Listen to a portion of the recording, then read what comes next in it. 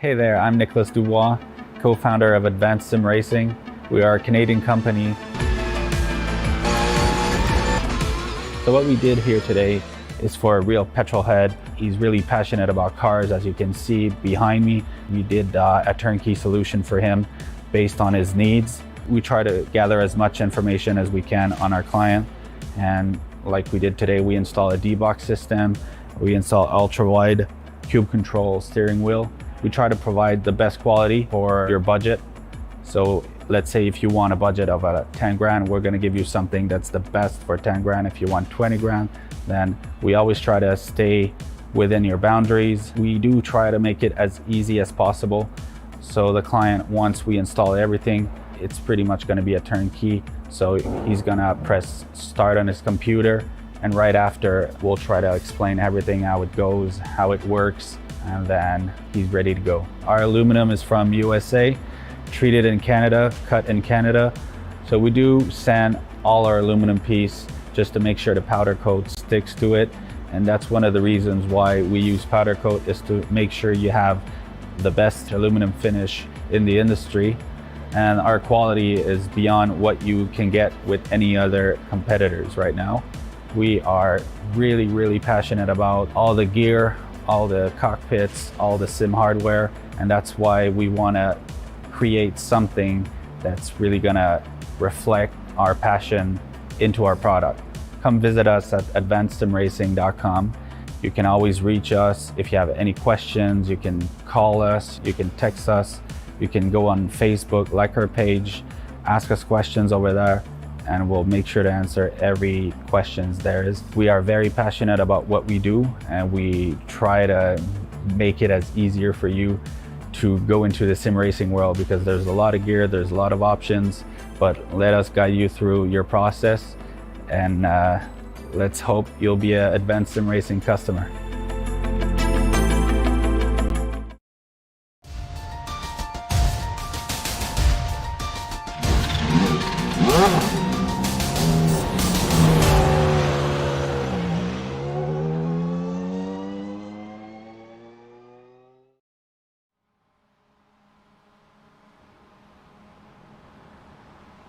A strange contrast exists between the two Monday night series. The MX-5s have seen one driver take far more wins, but it's a close fight for the championship. Meanwhile, nobody has been able to win more than once this season in the GT3s, and yet Ferguson seems to be running away with things. Will Austria and Homestead change that up? We'll find out soon as we get ready to watch Round 7 of the PRL GT Pro Series, and you'll see it all live here on the Global Sim Racing channel. Hi, I'm Joe Peak, and with me in the booth is DJ Clark. Behind the scenes is our director, Robert O'Brien, and he's using cameras provided by Dougie Beard. First up for the MX-5s, it's time for small cars to attack a large circuit. Let's head to our track guide to learn a bit more about it. Welcome to the Red Bull Ring. Located near Spielberg, Austria, this track began life in a much more fast and sweeping format. Having gone through multiple different owners, it eventually was snatched up by Red Bull and has its 3 different layouts you see today. While they range roughly between 1 to 2.5 miles in length, the thing they hold in common are fast straights, hard braking zones, and very few corners. In fact, the longest and most common layout, the Grand Prix course, has only 9 of them. Spots like Remus and Gosser are the most popular corners for overtakes, but both involve dramatic elevation changes. Each have their perils. Remus tends to see drivers make contact when the blind cutback often goes wrong, whereas Gosser tempts you into braking far too late, and the downhill nature shoots cars miserably into the gravel. A few swift bends still scatter the track, with turns like Lauda, Rent, or A1 really testing a driver's accuracy at high speeds. However, most of them don't send you off into the grass. Rather, there is a lot of paved runoff. But they often include some nasty curves most cars will want to avoid hitting, as they've been known to damage suspension and undertrays. A variety of types of racing compete here, with everything from lower Formula open-wheelers to motorcycles, touring cars, and all the way up to Formula One holding events regularly. Set among the gorgeously picturesque Alps, and including great racing on a challenging and history-rich circuit, it's easy to see why fans and drivers are both eager every time they come for a race.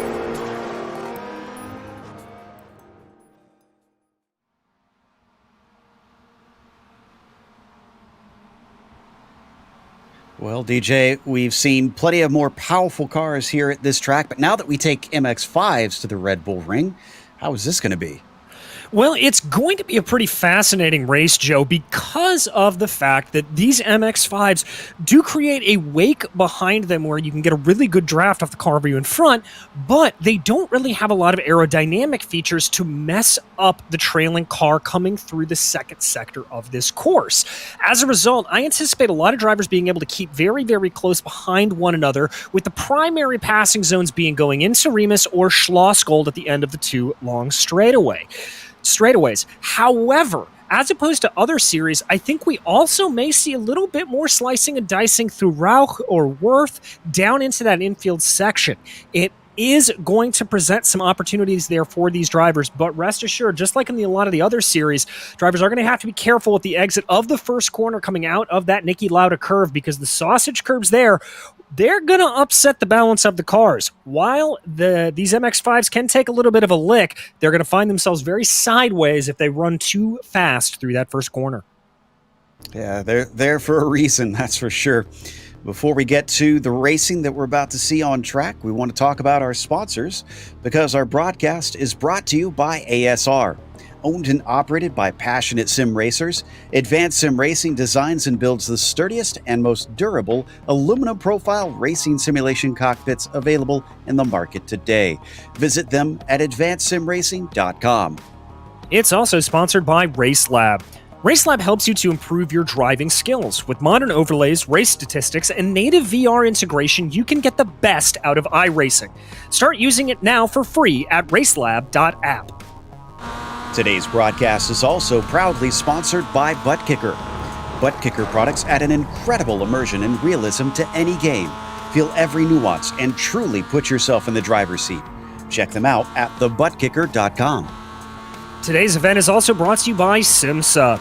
Simulation Motorsports Affinity provides many consulting services, from completely customizing simulators to managing teams, individual drivers, and complete events. They're working hard to bring everyone together at one place to support and promote sim racing internationally. Find out how you can bridge the gap between virtual and real motorsports at SIMMSA.net. And finally, the PRL GT Pro Series is brought to you by NinjaTrader. Ready to compete against the financial markets? Supporting over 60,000 users across the globe, NinjaTrader provides award-winning trading software and brokerage services. NinjaTrader is always free to use for advanced charting, backtesting, and trade simulation. Visit ninjatrader.com to get started with a risk-free trading simulator and start tracking your performance. So if we take a glance at the championship right now, Frank Mossman is up at the top. As I mentioned, he has taken most of the wins, and he's shown up just in the nick of time right now. I see him just made it out onto the track recently. If he wasn't here, that would certainly hurt his hopes of a championship, because you can see Newhook and Luna are only 6 and 10 points back, and then it's only 4 more down to Michael Michaud, and in a 3 gap from Michael to Jacques Boucher. So the top 5 all easily within contention with only 4 rounds left, including today. What about the team's championship? Well, it's a little bit more spread out in that team's championship, Joe, with the Miata Mafia holding a commanding 82-point lead over Oh God Right Turns. About 40 points back of them is the Jaeger Bombs in third, but a very close fight shaping up for P4 between Fossil Racing and RF Delta Sport, with only 3 points separating those two teams. Now, as for today's event, if you've been watching all season, there's nothing really different here, but if you're new, welcome. This is going to be a 35-minute sprint race. However, they will have at least one pit stop throughout it, so they do have to stop for fuel. It's an open setup series, but with it being the MX-5, as you can imagine, there's not a whole lot that they can do, but they will want to try and find some speed and comfort out of it. They have drive-through penalties at 13 incidents. That's if they have any spins or off tracks or make contact with other drivers of the wall. And they are actually disqualified at 17 incidents. With so many paved runoff areas, we might be talking about that a bit today. Hopefully not, though. Hopefully drivers will be able to keep it within bounds. They get some bonus points for the fastest lap, the pole, and 3 incidents or less. We are getting ready to start the qualifying here in a bit, which is going to be 10 minutes long. and 4 laps. They clock in at just under 1:50, most of the drivers, for their lap time. So we should expect to see most of them be able to get all 4 laps in, but they will have to get out there and they can't dawdle too much.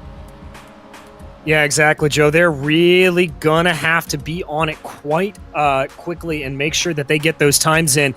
And in terms of the off tracks that you talked about, getting those incident limits, it is going to be a little bit quicker, a little bit tricky for them to get all 4 tires on the main part of the track. As you mentioned, lots of paved runoff here, and in these Miatas, you really want to try to carry as much momentum as possible around the circuit, and sometimes that means you've got to push the limits a little bit, so they may find it a little bit tricky. We may see some drivers maybe coming up with 10, 11 incidents later on in the race, having to be very, very careful as to not run afoul of that drive-through mark. And now that you see them disappear, they're going to head off to that qualifying session. They each get the track to their own now. The temperatures actually have been pretty cool out there today for our drivers as well, with only 68 Fahrenheit on the track surface, 20 Celsius, and a bit of wind, not a whole lot, but it's quite early in the morning. It's just past 10 a.m. virtual standard time here in the mountains of Austria. So at least it gives the drivers some quite beautiful visuals as they round the track. Yeah, it certainly does. This is obviously one of the newer additions to the iRacing sim, and the folks at iRacing just did a fantastic job modeling this track, the beautiful scenery up around the Austrian foothills. So we watch Patrick Cowgill heading to about the highest point on the track right there. It is one of the big things around here, is there is so much elevation change. It's really quite remarkable. Big difference, I think, though, if we look to last week when they were at Bathurst, though, DJ.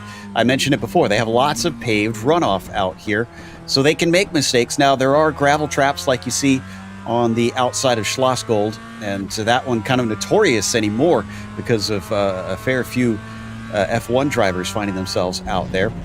But I get the sense, or at least I hope, we won't see quite nearly as many drivers suffer due to attrition today.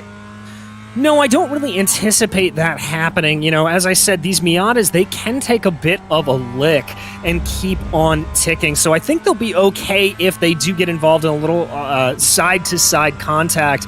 As you can see there, as we continue to ride on board with Cowgill, this stretch diving down into Rindt is really one of the only areas where those barriers kind of close up on either side of you, where you can sustain some pretty heavy damage from the track itself. So if somebody has an incident, they'll probably find themselves just sitting the wrong way on track rather than ending up with a damaged car.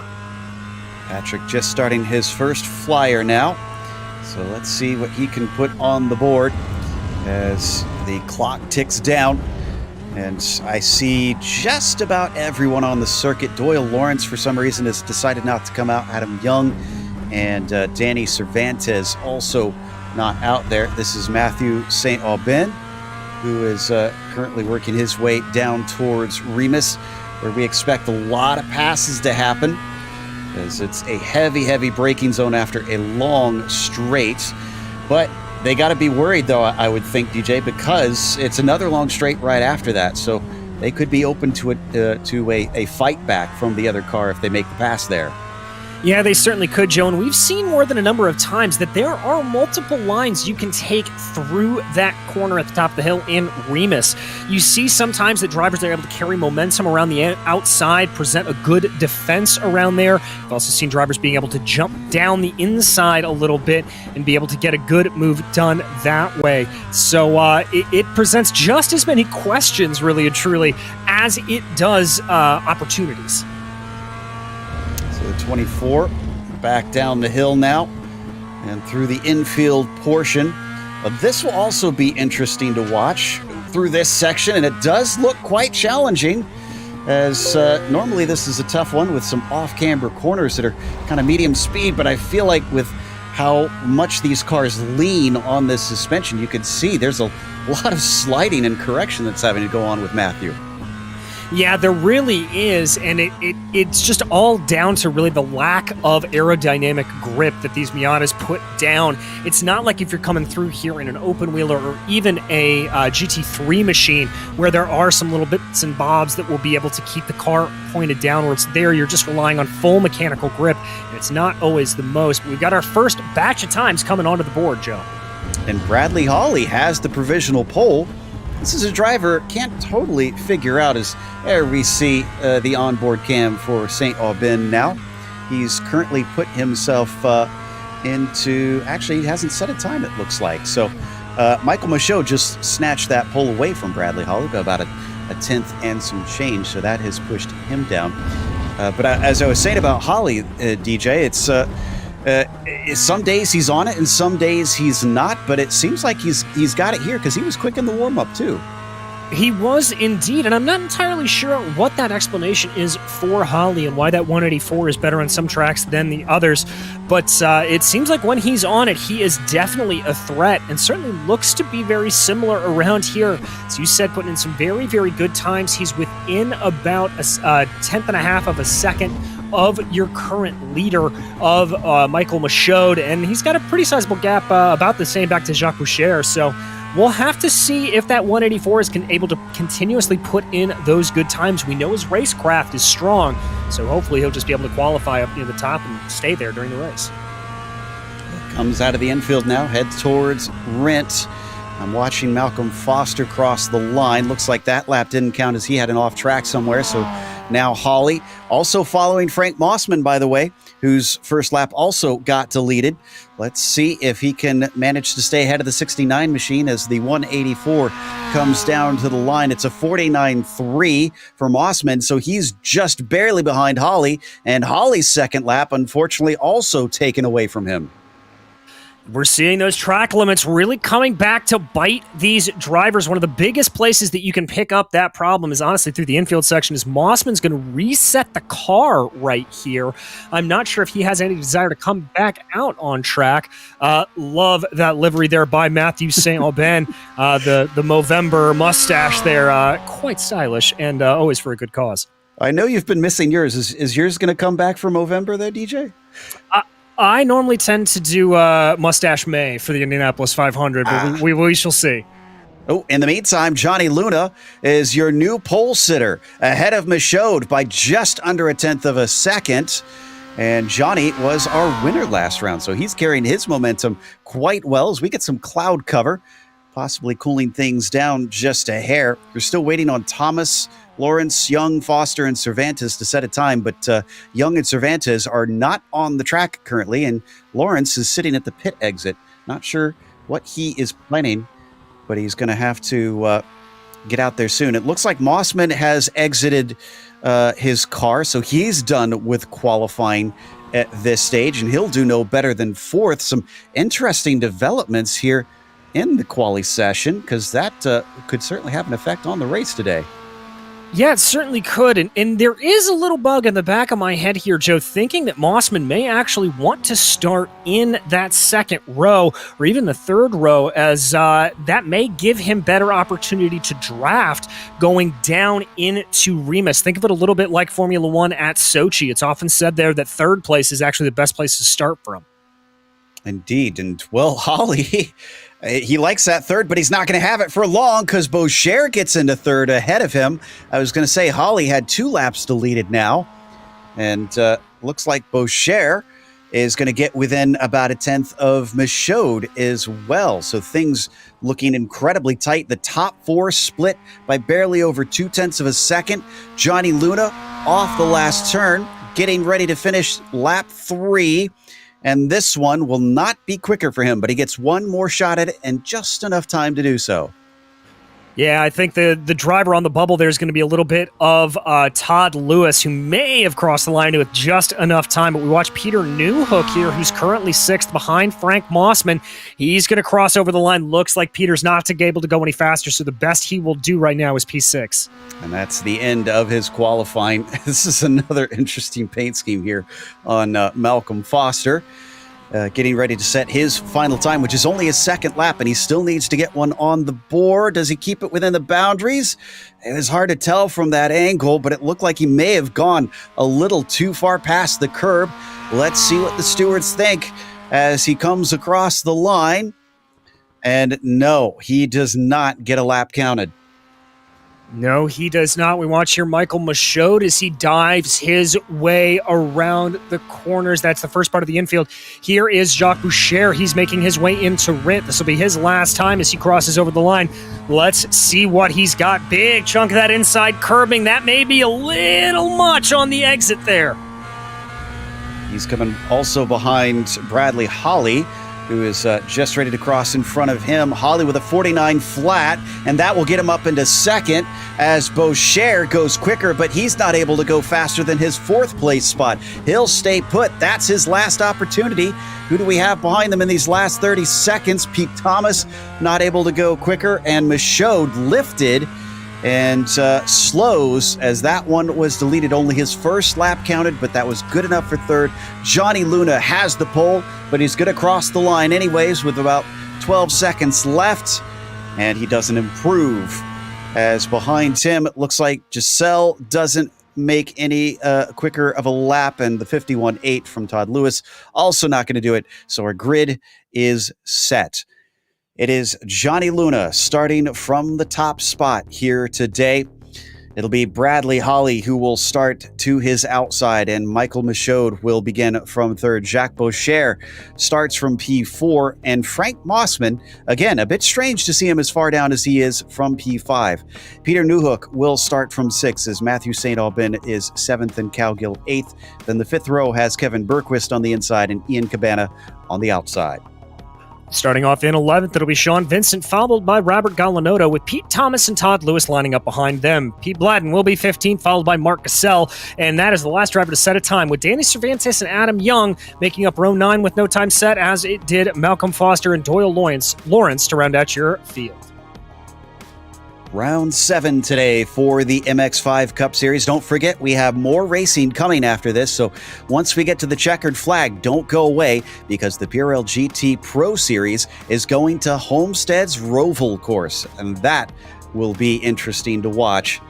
We're just waiting on Cabana and Cervantes, and then we should be good to go. Looks like Cabana's now out there, so Danny hopefully puts the right set in, something he failed to do last night in the Cup cars at Martinsville, and it cost him a finish as he had a DNF because of that. Just too ill handling of a car. So far, he hasn't plopped it on the grid, and he's got about 30 seconds left.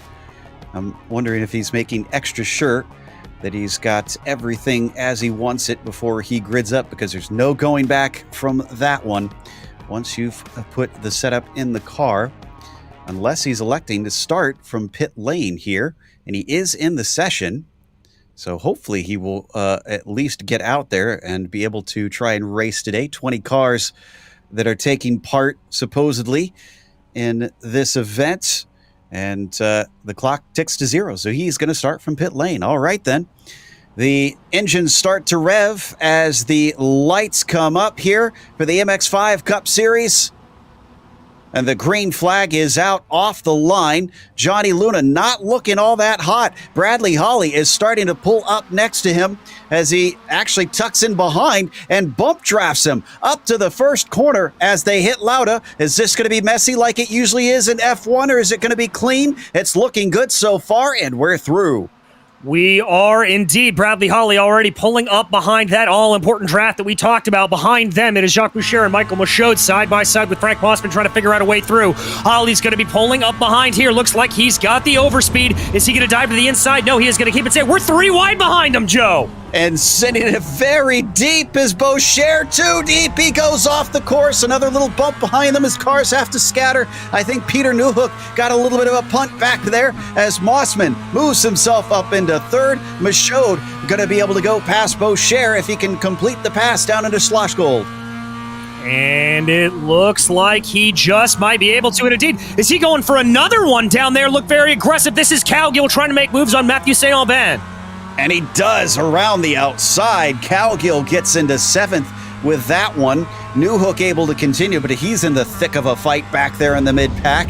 That is not the start he was hoping for, considering how high up he is in the points. Currently P2. We watch from on board Bradley Holly on his roll bar, looking ahead at Johnny Luna, and we've had a spin. Foster is off. That caused a little bit of avoidance from Adam Young, but otherwise we're still rolling. We are indeed, and there you see, Joe, exactly what I was talking about, just how closely Bradley Holly was able to follow there through the infield section. This is a little bit of time. Both cars getting very, very squirrely through Rint. Johnny Luna's just going to stick with that line outside the track, but looks like Bradley Holly's got a good run on the start-finish straight. Is this going to be the pass he's looking for? He'll have to do it the long way around of Lauda, which I'm not sure is going to work. I can't recall ever seeing a pass around the outside of that corner, and indeed, he brakes a little early, goes for the undercut, and it doesn't quite work out, but he will get the slipstream once again. He will indeed, and I think Bradley was just playing a little bit of mind games there, seeing if he could get Luna to back out of it. When he realized he didn't, he backed off. But here comes Holly. They cross under the sign. This is about the commitment point. Not going for the pass there into one. I think he's playing a little bit of the game that we talked about, Joe. I think you're right, and I wonder if that's honestly going to help him in the long run just because of fuel. And we haven't talked about it a lot, but he could be playing some fuel games and trying to get a shorter stop since they have to make one in this race down into the braking of Slosh Gold. He is going to try and size up Johnny Luna, but still not close enough. However, look behind them. They've now got some friends. Mossman is back there. Michaud is starting to catch, and they might actually even have Boucher as far back as 5th joining this little fun pack at the front. Yeah, they may indeed. Frank Mossman putting in a mega lap there to be able to catch up the way he did. Really looks like Bradley Holly is being held up right now by Johnny Luna. Whoa! Big mistake coming out of Ertz, and he's going to have to pull out of the way as by goes Mossman. He gets one, he gets two, and is Luna slowing down? Luna must have cut the course. He's got a slowdown penalty and is having to give up spots. That means that it's now down to 2 up at the front. Yeah, I'm looking back at it, Joe. Coming down through Worth, it looks like he did cut the course a little bit, so now the battle up front between Mossman and Holly. You can see still a bit of a battle going on. I think Luna might be giving some of it back, but Mossman not able to keep up with Holly, who gets by around the outside coming up the pit straight, and now a great shot off the corner from Michaud brings him into the fray. Luna finally able to stop the bleeding at 4th with Boucher all over his bumper.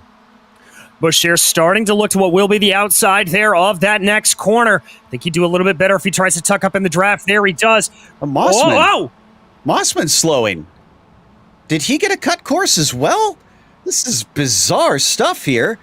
And he falls back to 4th place. This actually brings them in touch with the next group back. So now it includes Bergquist, Cowgill, and St. Aubin as well. I'm watching Mossman's exit. I have no idea. He didn't pick it up coming out of turn 1, Joe. I'm not sure what happened with Frank Mossman there. That was very early braking. It had to have been some sort of lift for something. Not entirely sure what was going on. This has allowed Holly and Michaud to give a little bit of breathing space, but I suspect that the slipstream will help bring them back. Sean Vincent, for some reason, pulled off and just took a tow. Something happened to the suspension, we're understanding. Is it here? Well, yeah, I'd say so. Yeah, just tangled a little bit there with that number 72 machine. That is Robert Gallinotto. Yeah, you can see that suspension broken there on the right front. Vincent just pulling off there, knowing his day is unfortunately done. And you know, people like to do all kinds of fun things with their suspension and trick out cars, but I don't think that's quite the look you're wanting. As we look at Cowgill in the 31, just behind Bergquist, but doesn't try and attack here into Lauda. Is he going to set him up? A little bit over that exit curb for Bergquist. It's still a decent exit. We're having some connection problems with Johnny Luna in the meantime, so if you see some timing and scoring glitches, that's what's happening there. And nothing doing for Cowgill. I think maybe he was trying to get a little too tricky. Yeah, I think he was as well. Whoa, there down to the inside. Big chunk of the inside curbing there for Patrick Cowgill. That's going to upset the car a little bit, and I think he is now going to be a bit of a sitting duck here too. Matthew Saint-Aubin behind. We ride on board that car now. Yeah, Matthew got a much better exit. And here we've hopped on board with him. Coming down into Schlossgold. He shows his nose a little bit, but then backs out of it. So Cowgill will retain 7th place. Yeah, that was an eager move, but did not pay dividends like he was hoping. No, it really, really didn't. And we're seeing a lot more timidity out of drivers. They're going into Remus than I would expect. I think a lot of them just trying to play a little bit of a long game here up front. Oh, that's a tip around. That is Johnny Luna spinning. Frank Mossman got into the side of him. Oh, no. I'm not sure that that's going to sit well with the stewards because that was also an eager move. The 14 winds up off the track, and as he comes back going, Pete Thomas did not get the memo that there was a car a bit slow. Let's take another look at that one. And I can report as that's happening, Mossman tried to pass Michaud. Or no, the reverse. Michaud tried to get past Mossman. In the meantime, yeah, coming into the corner, 14 thought he had claim to it. Mossman thought he didn't, and they met in the middle. Yeah, they really did. Let's ride out the back here of Johnny Luna. You'll see he runs a little bit wide on the exit of Rauch, and then coming down into the quarter, the 69 tries to go down in there. I hate to say this, that was a door that was always going to close for Frank Mossman. Yeah, I think so too. There's no way he was going to get that gap. As if we come back to Mossman, he is still battling with Boucher. It wasn't Michaud that he was fighting with, excuse me. And that is coming down towards Schlossgold. And he actually lifts a little bit. So maybe Jacques doesn't want this one. Does seem that Bergquist, and actually gets his nose in. A little wide at the apex there for Frankie. Doesn't give away the position, but that got a little sketchy. Yeah, it did indeed, Joe. And I got to be honest, this is a little bit of a reverse of what we've seen at a lot of races here at the Red Bull Ring. Normally, we see some insane passes and very aggressive moves going into Remus. Now it's on all the other parts of the track. It really is. So we come back to Kevin Bergquist. We're looking back at Cowgill. This group is all fighting for third position, which Frank has. Everybody's just trailing behind. They've lost touch with Holly and Michaud, who are 3 seconds up the road. Oh, and way wide there from Bergquist. He's going to be slow. Cowgill knows it. He gets to the inside through A1, and Patrick is into 5th. That was a heads-up move there from Patrick Cowgill, just recognizing when there were going to be a little bit of issues there from Bergquist. Bergquist looking like he's going to try to attack here a little bit, jumping back up to the battle for the lead. Michael Michaud continuing to hound the 184 of Bradley Holly. Both get good exits there out of Nicky Lauda curve. Could this be a little bit of a run here for Michaud? And look at that gap starting to form up between Mossman and Michaud. Yeah, I was just reporting on that, and it's actually come down a bit. It's down half a second from what it was before. So I wonder if Mossman, now that he's got the clear air, is starting to reel them in. Well, he just made a mistake. We didn't see it on screen, but he went wide coming through Remus. And look at what this has done between himself and Boucher.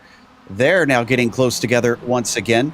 We head back to Johnny Luna, who has managed to get past Pete Thomas. Luna, unfortunately, after starting on the pole, has fallen way down as Boucher. Now side by side, this is Mossman. I was saying Mossman's mistakes certainly put him under threat, but backing out of it, the 5 is going to regroup. Yeah, and it looked like there that Boucher tried to carry a little bit more speed through the corner, take a later apex in there, but unfortunately there's just not long enough of a straight in the middle there to really get that move done. He was also really, really hurt diving into Rauch itself. He went off onto the grass, caught some tire spin, and had to use a little bit of his speed to just keep the car pointed the right way. Out through Rent. Oh boy, they are taking a lot of that exit there, coming out of Rent and up towards A1, but I guess that is looking like it's fair game at this stage. And things are getting close once again with Michaud and Holly. And Michaud is going to show his nose down into Lauda. No defense from Bradley Holly, but he hangs tough around the outside, and he keeps the position. He does indeed, and Michaud's going to find his speed a little bit blunted there. Just as he tucks up behind in the draft, I was seeing about 2 mile an hour difference there between the 497 and the 184, so he's going to have to regroup a little bit here. But as we've seen, perhaps the best overtaking opportunity in these Miatas may be now going down into Schlossgold. We're not seeing it through Remus like we've seen in other series. And I don't think he's got the exit that he wanted, because it looks like he's falling backwards a little bit. But look at Cowgill back there in the yellow and black. Well, he was under threat from Bergquist, but it almost looked like Bergquist lifted himself a tiny bit. Our drivers starting to learn a little patience. Was that contact between Boucher and Mossman? Joe, if it wasn't contact, it was the closest thing to contact you can get. Another very late move for Boucher trying to go down into Schlossgold. Didn't stick, though, and I think it cost him a bit of time. Look at the gap between himself and Frank. It's about a half a second at this stage. Cowgill going from defense to attack as he closes in on the number 5, coming down to Rent. Downhill corner here, a little bit blind and very swift before you have the incredibly tricky A1 onto the pitch straight. And Boucher much braver, in fact, brave enough that he's willing to put his wheels in the grass. Oi, oi, oi, we are seeing very, very aggressive moves here across the entire field, especially out of Jacques Boucher. He wants that third place position. Whoa! And way off, Frank Mossman uses the runoff and then some. Is there a slowdown penalty for going too far on that one? There is, I believe so, Joe. If there is, he's not serving it, because he's miles ahead of them now. Whoa, what is happening? And off he goes. There must be some sort of problem there for the 69, because that car speared off, and he is done with today's race. I don't know what just happened, Joe. Yeah, it looks like a technical problem. He got a little bit squirrely on the exit curbing, but I'm not sure.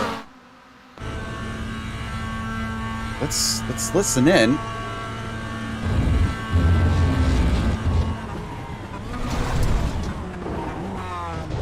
I'm not entirely sure, but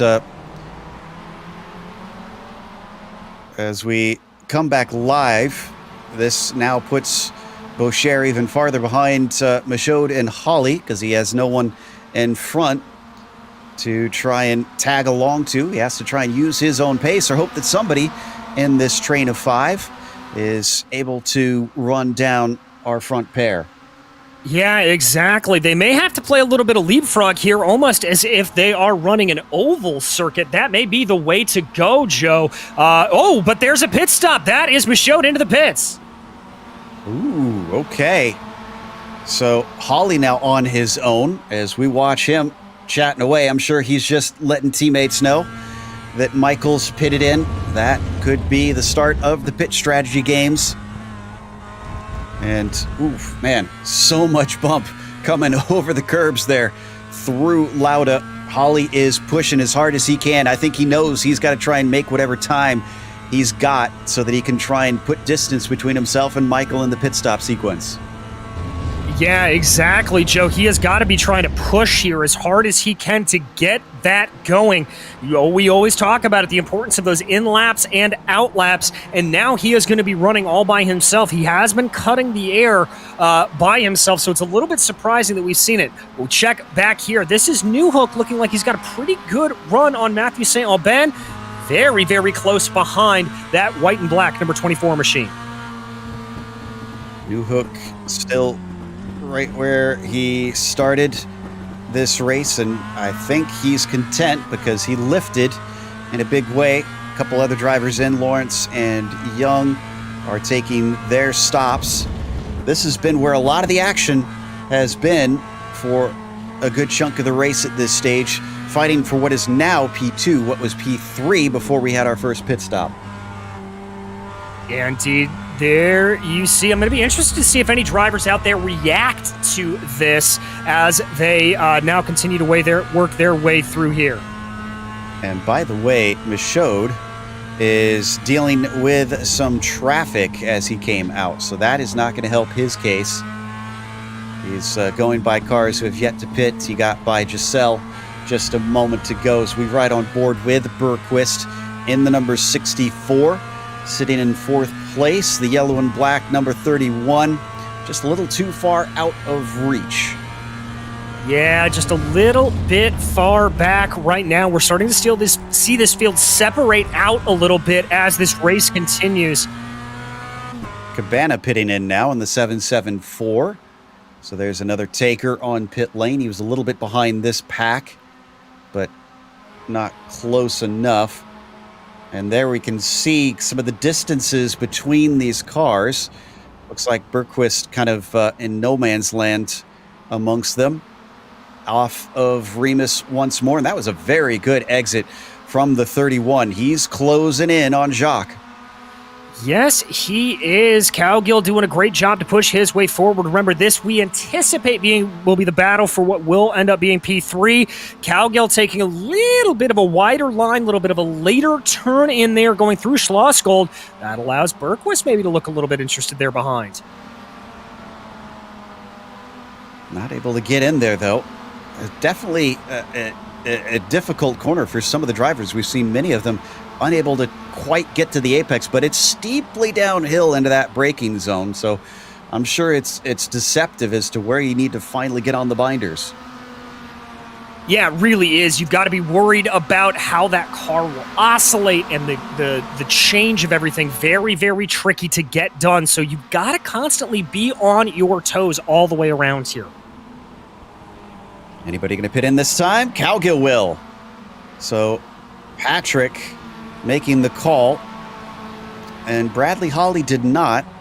So let's see. Well, Patrick, obviously, we expect to be out behind Michaud, so probably not going to be all that close between that pair.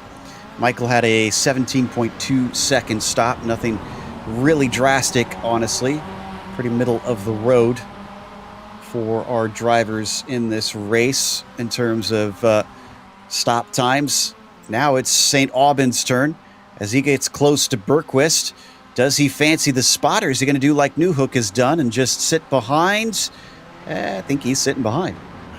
Yeah, it certainly looks that way right now. We'll have to see what he decides to do as they continue to work their way around. Everybody looking pretty content to stay in position.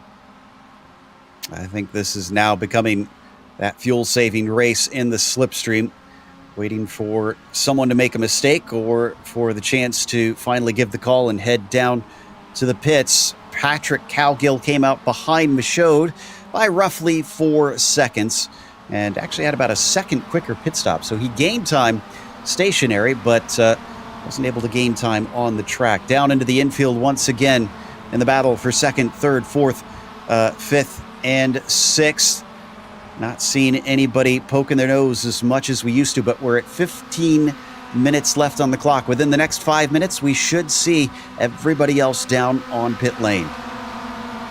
Yeah, that's what I anticipate as well, Joe. It's going to take them a minute. The biggest thing here is with the slower speeds around this relatively long circuit, it is going to just take a minute for them to circle. There comes Bergquist on in, so he is the latest taker.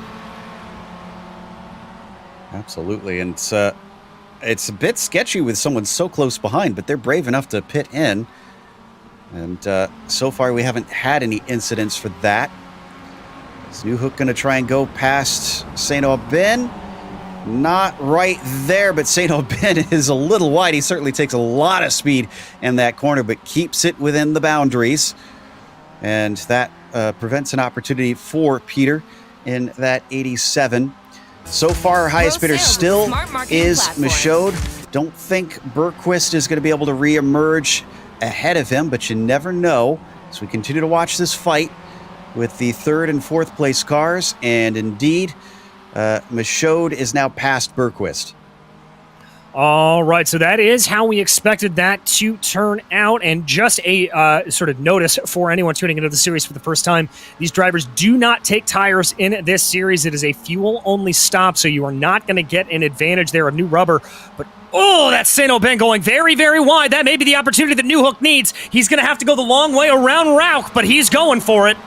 He's got a nose ahead, and it looks like Matthew is going to concede defeat and allow him through. Newhook now up to P3, but still needs to make a stop and should hand some of them back.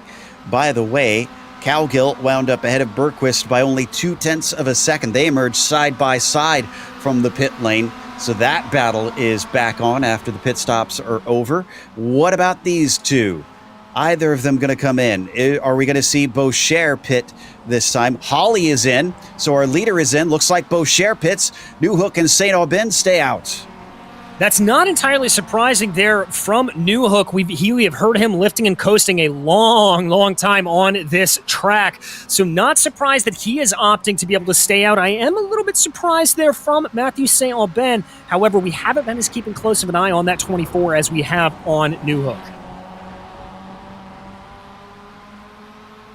So with Boucher now in his pit stall, we're waiting on 1, 2, 3, 4 drivers to come in. Newhook still your leader, but not by much over St. Aubin. As you listen in there, you can hear St. Aubin lifting a little bit, so he is in a little bit of fuel conservation mode. I doubt that either of these drivers is going to be able to make it more than one lap, as everybody else behind them coming in, as it's only now these two and Johnny Luna who have opted to stay out. As we hop on board with St. Aubin now, just behind Peter Newhook. It is looking like to me like these two are hoping to try and shorten the stops a little bit, both by saving the fuel and by getting it as accurate as they can, going as long as they can. How will that pay dividends?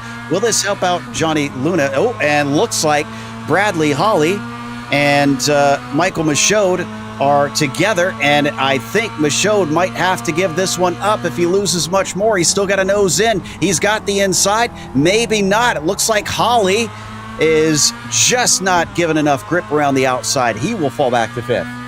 He will indeed. He's going to try to keep behind the 497 here, see if he can get something doing, but he's not going to make a pass through the infield. Oh my goodness, Joe. It looks like our leaders are staying out for another lap.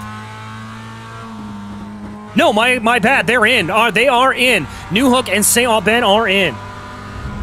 All right, so as we watch those two come down the pit lane, remember that battle for third. Oh, is on screen, almost pinched off the track.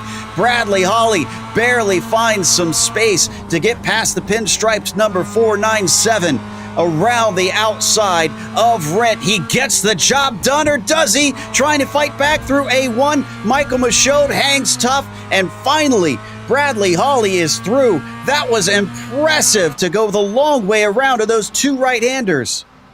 Yeah, that was crazy stuff, and now St. Aubin has been able to jump Newhook in the pits, but that is them getting streaked by Bradley Holly and Michael Michaud. Boucher also goes by, waiting for Cowgill to come out and around. Now they're going to be right in the middle of it, but we can keep our eyes here up front. Is Michael Michaud going to have a look on Bradley Holly?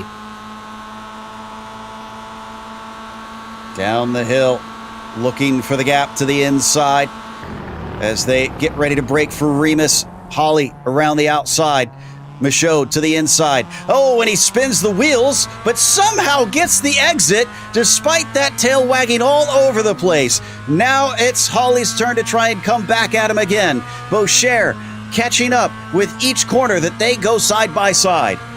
They should not have been able to keep that car pointed the right way. The 497 shouldn't have. There you see Holly really sawing on that wheel, trying to get as much momentum as he can through Schlossgold. And as you said, Jacques Boucher right up behind them now. So if these two start to tangle a little bit, Boucher ready to pick up the pieces. Doesn't look like there's going to be a move there going down into Rauch. Indeed, it's just going to be Bradley Holly sawing away at the wheel left and right, trying to keep that car pointed the straight way.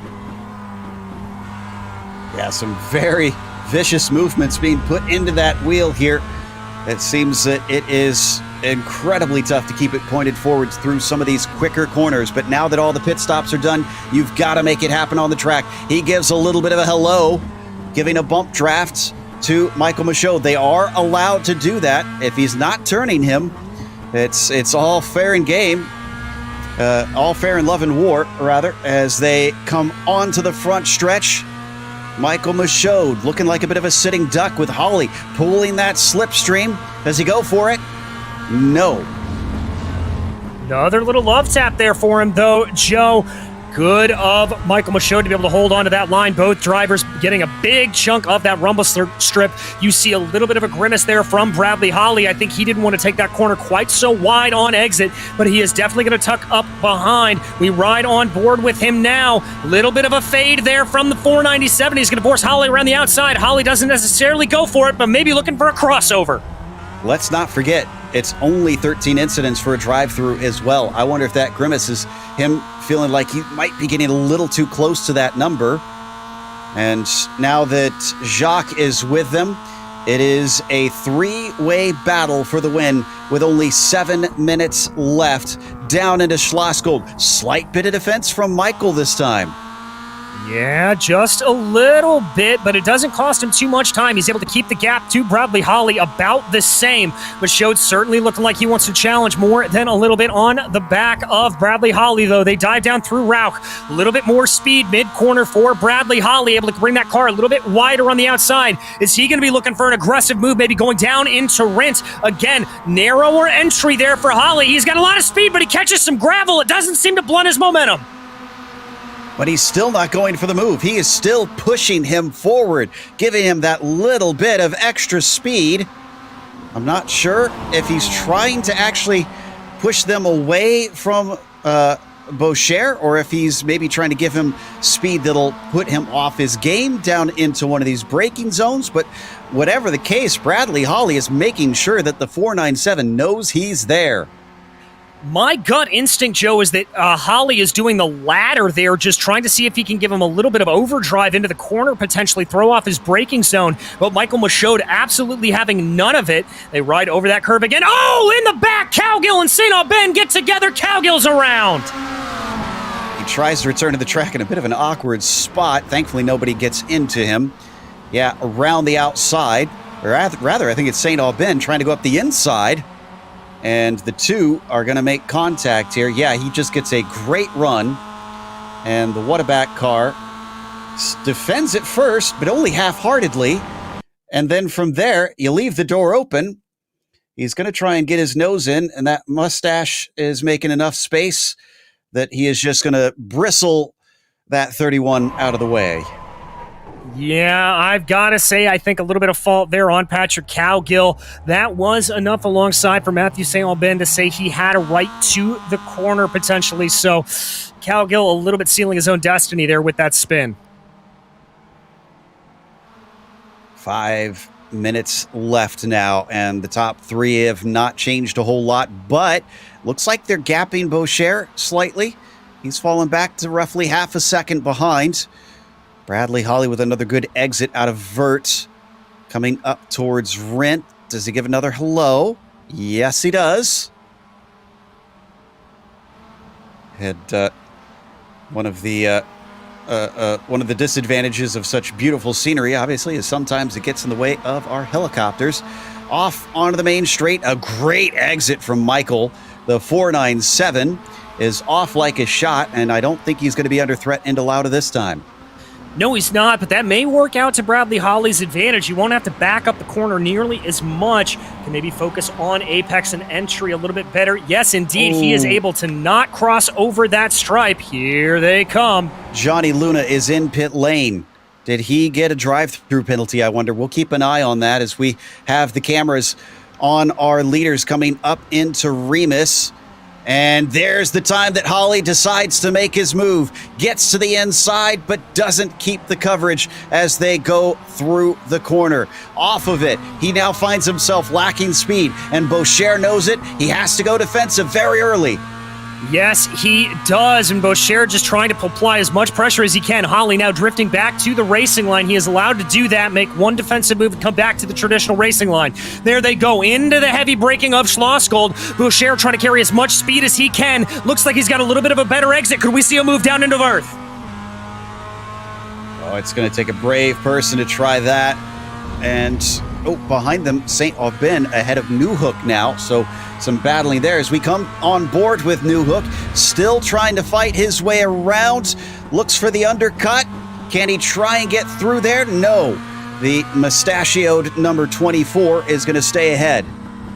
He is indeed. A great job. He wasn't really on the apex there through Rauch and still able to hold that line. So some good momentum holding from the 24. They now make their way over this little mini crest of the hill before going down into Rent. New Hook looks like he's got some speed, but knows better than to try to make that aggressive move. Oh, but that was a bad run through the corner with a 24. And it looks like New Hook is going to try to get in there.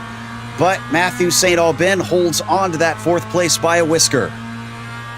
Yes, he does. Just barely holding on is the best they can. But up front, Joe, we've got a little bit of an interesting situation here. They've crossed over the line with 2 to go, and they now have Todd Lewis, a lapped car, directly in front of them.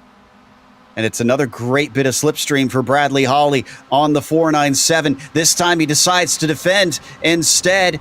Both of them getting onto the binders as they turn it in, almost finding himself with a car underneath him and one to his outside. Bradley Hawley somehow threads the needle and still gets his speed up.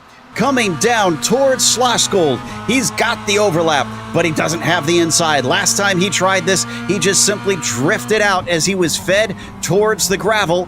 We've seen a number of cars have that happen and find themselves in the gravel. Bradley Hawley barely retaining his way on the track, and they're still wheel to wheel.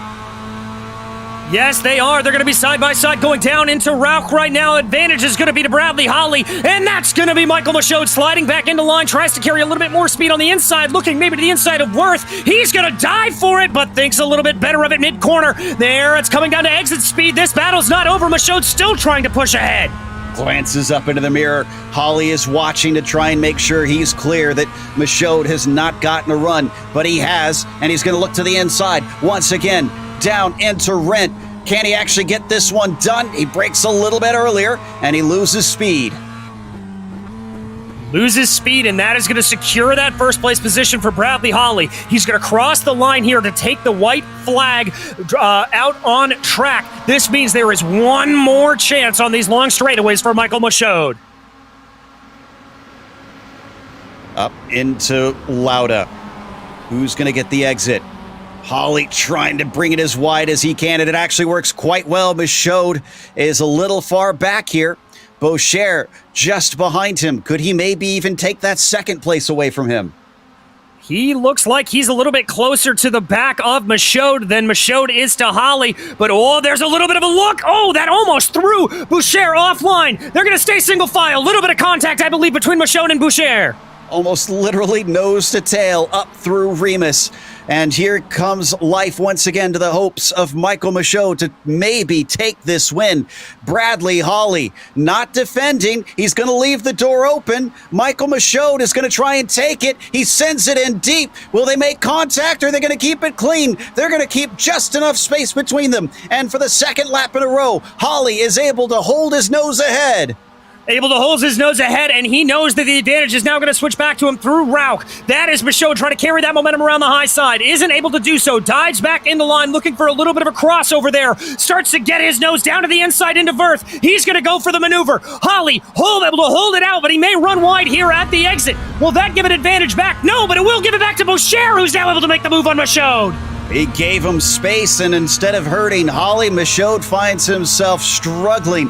Boucher trying to get into second. Could even maybe get first away from Bradley Hawley as they pull through Rent. They both go wide. Now down through A1 off the final corner. It looks like Hawley's got it. And to the line, Bradley Hawley is your victor here today in Austria. An amazing performance from Bradley Hawley. Barely even a recognition of excitement there from the driver of the 184. Just a fantastic run. Gives a little good race over the radio. It always amazes me how cool, calm, and collected. There's a smirk. There's the happiness we wanted to see out of Bradley Holly. Fought hard for that one, and what a race that was at the end. Fair, clean racing between two top drivers for that victory.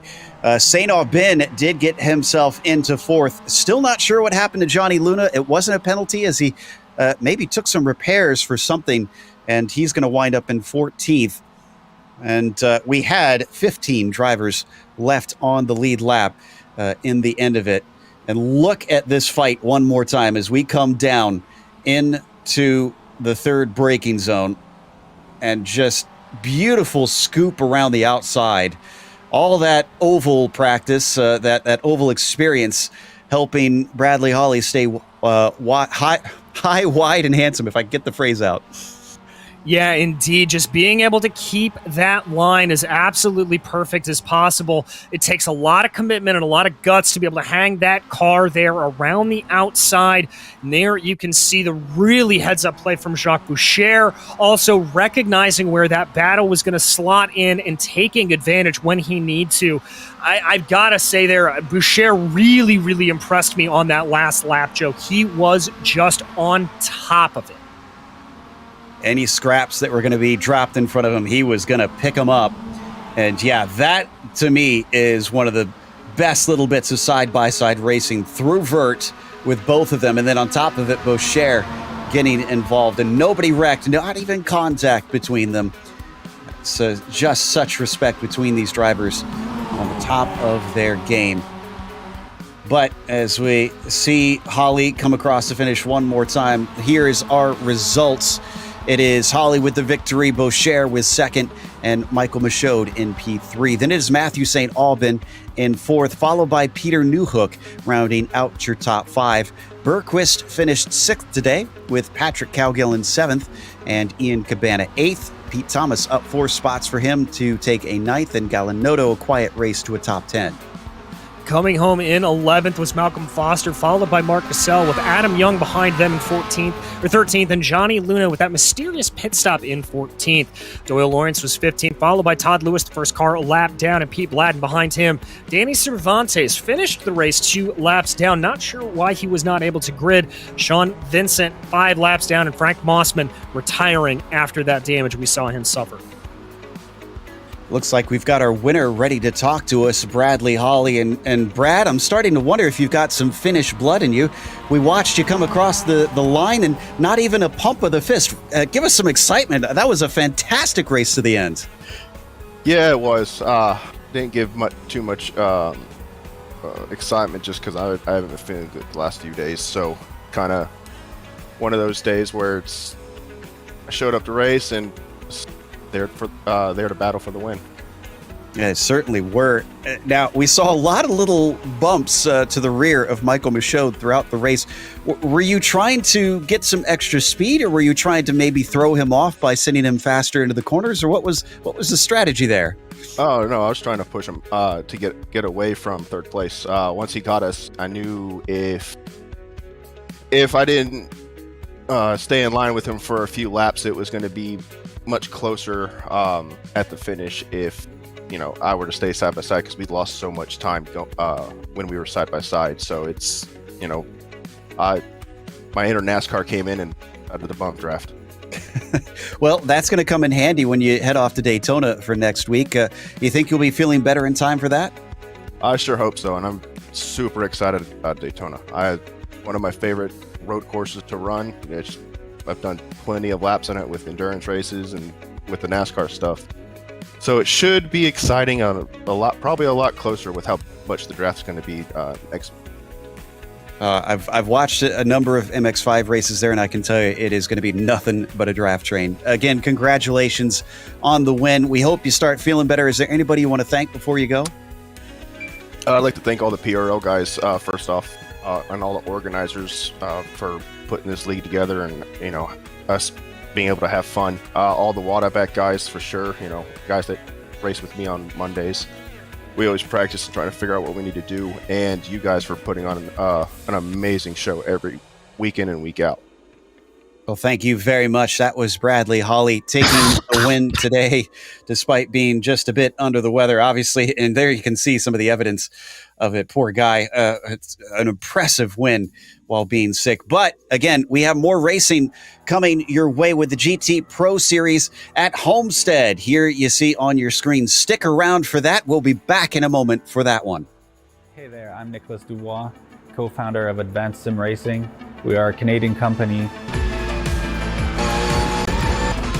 So what we did here today is for a real petrol head. He's really passionate about cars, as you can see behind me. We did a turnkey solution for him based on his needs. We try to gather as much information as we can on our client. And like we did today, we install a D-box system. We install ultra-wide cube control steering wheel. We try to provide the best quality for your budget. So let's say if you want a budget of 10 grand, we're gonna give you something that's the best for 10 grand. If you want 20 grand, then we always try to stay within your boundaries. We do try to make it as easy as possible. So the client, once we install everything, it's pretty much gonna be a turnkey. So he's gonna press start on his computer, and right after, we'll try to explain everything, how it goes, how it works, and then he's ready to go. Our aluminum is from USA. Treated in Canada, cut in Canada. So we do sand all our aluminum piece just to make sure the powder coat sticks to it. And that's one of the reasons why we use powder coat, is to make sure you have the best aluminum finish in the industry. And our quality is beyond what you can get with any other competitors right now. We are really, really passionate about all the gear, all the cockpits, all the sim hardware. And that's why we want to create something that's really gonna reflect our passion into our product. Come visit us at advancedsimracing.com. You can always reach us if you have any questions. You can call us, you can text us, you can go on Facebook, like our page, ask us questions over there, and we'll make sure to answer every questions there is. We are very passionate about what we do, and we try to make it as easier for you to go into the sim racing world, because there's a lot of gear, there's a lot of options, but let us guide you through your process, and let's hope you'll be an Advanced Sim Racing customer.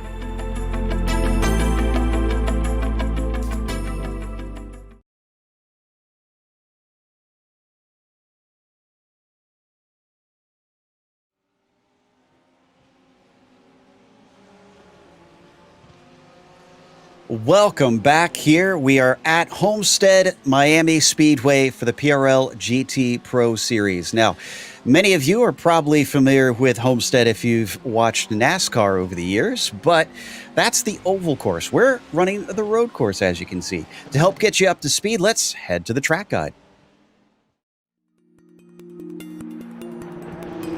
Welcome to Homestead Miami Speedway. South of the city of Miami and just east of Homestead, this track is definitely more well known for hosting the season finale of the NASCAR Cup Series for many years. However, sports cars have taken advantage of its infield road course for a few decades as well. Two layouts exist, with the A course running 2.2 miles over 12 turns, and the B course clocking 2.3 miles over 10 turns. It presents some rather interesting challenges. In both cases, the first corner is a sweeping left-hander which dares the brave to enter as quick as they can, while saving the braking for turn 2 until the very last moment. It makes it very easy to go just a bit too wide and clip the grass, sending you spinning. From there, the track tightens up into a pair of slow hairpins. But then the car's horsepower gets unleashed with two long straights leading into more hairpins that offer great passing opportunities. From there, the B course includes a simple flight around the oval turns 3 and 4. But the A course takes you on a frightening ride through a swift set of left-handers. Then the final chicane tests who can get the better exit onto the long blast back into the first corner. It may be less famous than the oval itself, but this road course has hosted IMSA, Grand Am, and the FIA GT Championship in its short history. Since 1995, it's been a playground for South Florida's road racing fans, and thanks to iRacing, many more can enjoy this Roval's challenges.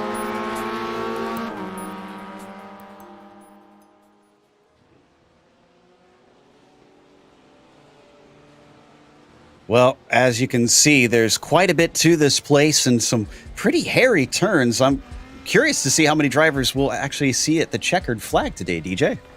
Yeah, Joe, this is a surprisingly technical roval here, especially considering we're going to be running it in these GT3 machines. Now, a couple of the danger zone areas to really check out are the entry and exit off of the main straightaway here. The exit of it, that final corner, it's a very aggressive bump back up onto the banking here around here at Homestead, and drivers are going to have to be careful not to damage the under tray or the splitter of their cars. Now, normally with a roval, we tend to see a lot of passing going down into turn 1. I don't necessarily anticipate that being the case today, as turn 2 is the first real heavy braking zone on the lap, but it's only coming down to about 3rd gear before then dropping down even harder into turn 3. From there, you go through the 3-4-5 complex there. It's a nice little bit of subtle elevation change through there, but at that point, that's where I think we may see the beginning of our overtaking opportunities. If you get a good run out of that little sequence, we could see a pass or two getting thrown down into turn 6, but I think the best place to do it is at the end of one of the longest straightaways around here, and that is that hairpin going into turn 8 before you lead back up on to the oval section of the course. So we'll have to keep an eye out, but one thing is for sure, Joe, this is a real unknown track for a lot of these drivers. So who's going to be able to adapt to that? Well, let's see who's adapted well in the championship. Looks like Ferguson, as I mentioned at the top of the show, with a big gap over Guillaume Levesque, 22 points behind. Only 2 between himself and Rodrigo Mies, and then 1 point between Mies and Karen, and only 2 more down to Ludicky. So the drivers behind Ferguson have all been having fun with one another, but Ferguson really is not concerned with that. He just puts in the good finishes, has his single win to his name, and we'll see if he can continue to cruise to victory in the championship as we now head to the team standings here in the GT Pro Series. We do indeed, Joe, and a little bit more spread out at the top with ASRX Able Esports holding a 36-point lead over Pure Sims Esports. Now, that's not unattainable for Pure Sims to come back on, but it is starting to be a healthy gap. The end of all, SimRacing Black, meanwhile, is 21 points back of Pure Sims, so keeping that close as well. Punto CL, about 30 points back of P3, so relatively close there for them. They could be looking to jump up a position. A hefty ways back, though, is SimMSA Esports Black. They're 158 points off of the leader, a little bit into an island unto themselves. As for this race, it's going to be slightly different from what you just watched in the MX-5s. 40 minutes instead of 35, but they all still have a pit stop as they've had fuel limited in these cars compared to what they could carry fully in real life. Also open setup, just like the MX-5s, and also 13 and 17 incident limits, penalty and a disqualification, respectively. And there is the bonus points that they're just getting ready to go for, because the qualifying session has begun, and a few drivers are just starting their hot laps right now. Speaking of things being hot, as opposed to up in the mountains of Austria in the middle of the morning, we are in the middle of the day in Florida. You can take a guess what the conditions are like, and there on your screen, look at that, 100 Fahrenheit, 38 Celsius on the track surface. Indeed, Joe, it is very, very hot out there. 10 miles an hour of wind, and thankfully the banking around here is going to prevent a lot of that from really hitting these cars too much. A little bit surprising, though, only 37% humidity out here in this hot Florida heat, and so that means that there's not going to be nearly as much air to push down on these cars and generate downforce through some of these faster corners. I think that may mean we see a little bit more bobbles down through turns 1, 2, and 3. I think the first driver we're going to see cross the line with a lap time is going to be Rodrigo Mies in the 88. Checking to see, do we have Daniel Ferguson here today? We do not actually have Daniel Ferguson here today, so this is going to have to be a drop week, which means his score of 16 from the first round. Oh, excuse me. No, we do have Ferguson here today. Apologies, I missed him on the sheet. So, disregard what I was saying. He will find himself not having to count that 16 points as his drop week unless he has an atrocious race today.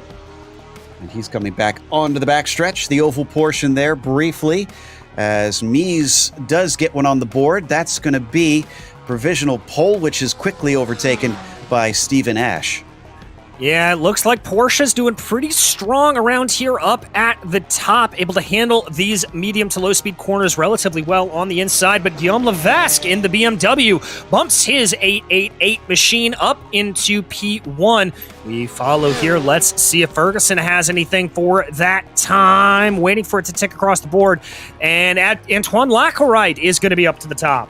Lasherite about 0.128 ahead of Levesque, and Levesque just parked it once again. Now, the laps are pretty short, so he does have the opportunity to get back out and take some, and this will put some fresh tires on there, so let's see if that gets him time. Ferguson's first lap was deleted, actually, so he's got to cycle back around to try and do a little bit better.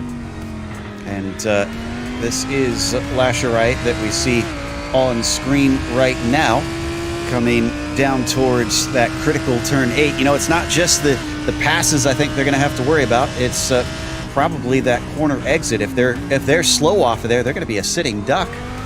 Yeah, indeed, Joe, and it is a very, very tight hairpin. It's the only first gear corner on the track. Ooh, didn't like that lap. Looks like he is going to call it quits there. So Lasherite deciding to do that. James David up into P5. Manuel Scoli able to put in a good time there in P6. So this is Guillaume Levesque that we ride on board with now.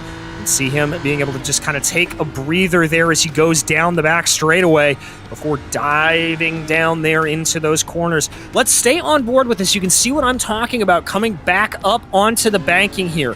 Final corners there, 1 and 2, and the entry point is so banked. There's that big ka-thunk that they have to hit. Ride heights need to be a little bit higher than normal around here to try to avoid any sort of damage.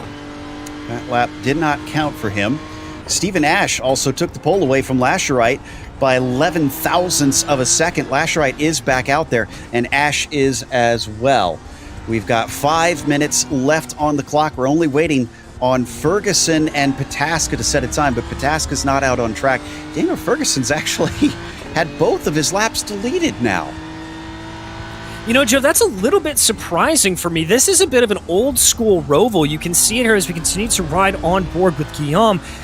There is grass and kitty litter on either side of the track. There's not a lot of room to run off, so I don't know where he's necessarily picking up those 1Xs. He must be just cutting somewhere just a little too tight. I know some of the drivers were complaining about the entry to the backstretch, that the grass kind of sticks out a little bit. Wonder if that's what's causing that one. And, ooh, man, God, that bump onto the main straight is a doozy. And across the line, Ferguson finally puts one onto the board. It's only a 20.4, though. 16th place for the 676.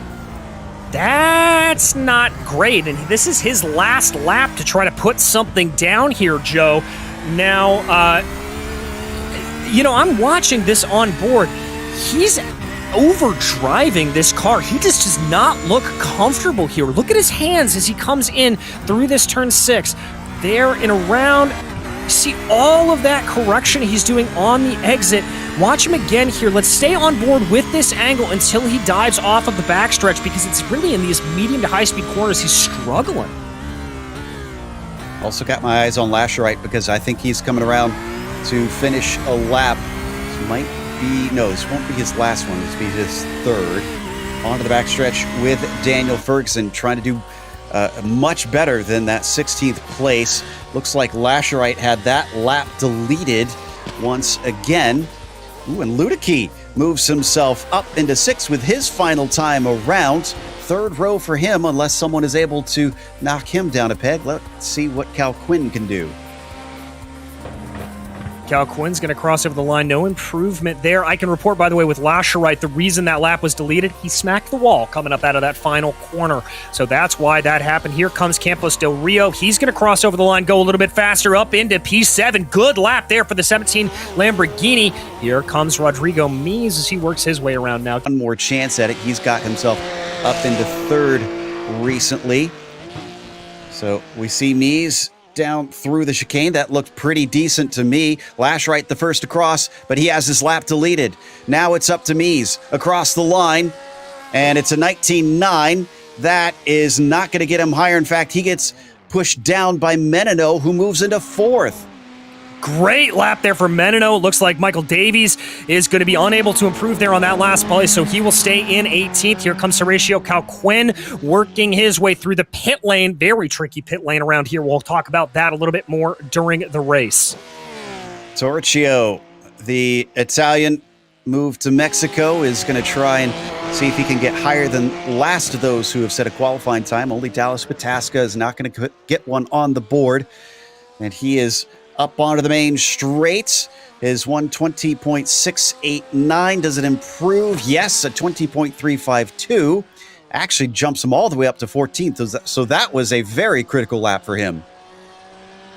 Yes, it was, especially considering the fact that I do think passing is going to be a premium around here, so you want to start towards the pointy end of the field as much as possible. See Carl Modoff ready to take his last lap, but I think this previous one was slowed because, remember, he said he bumped the tires on the chicane, so I'm not sure even if he completes it, it'll be a competitive one, and he's only got 20-some seconds left, so I think he is done. Yeah, that looks like our grid is now set for today.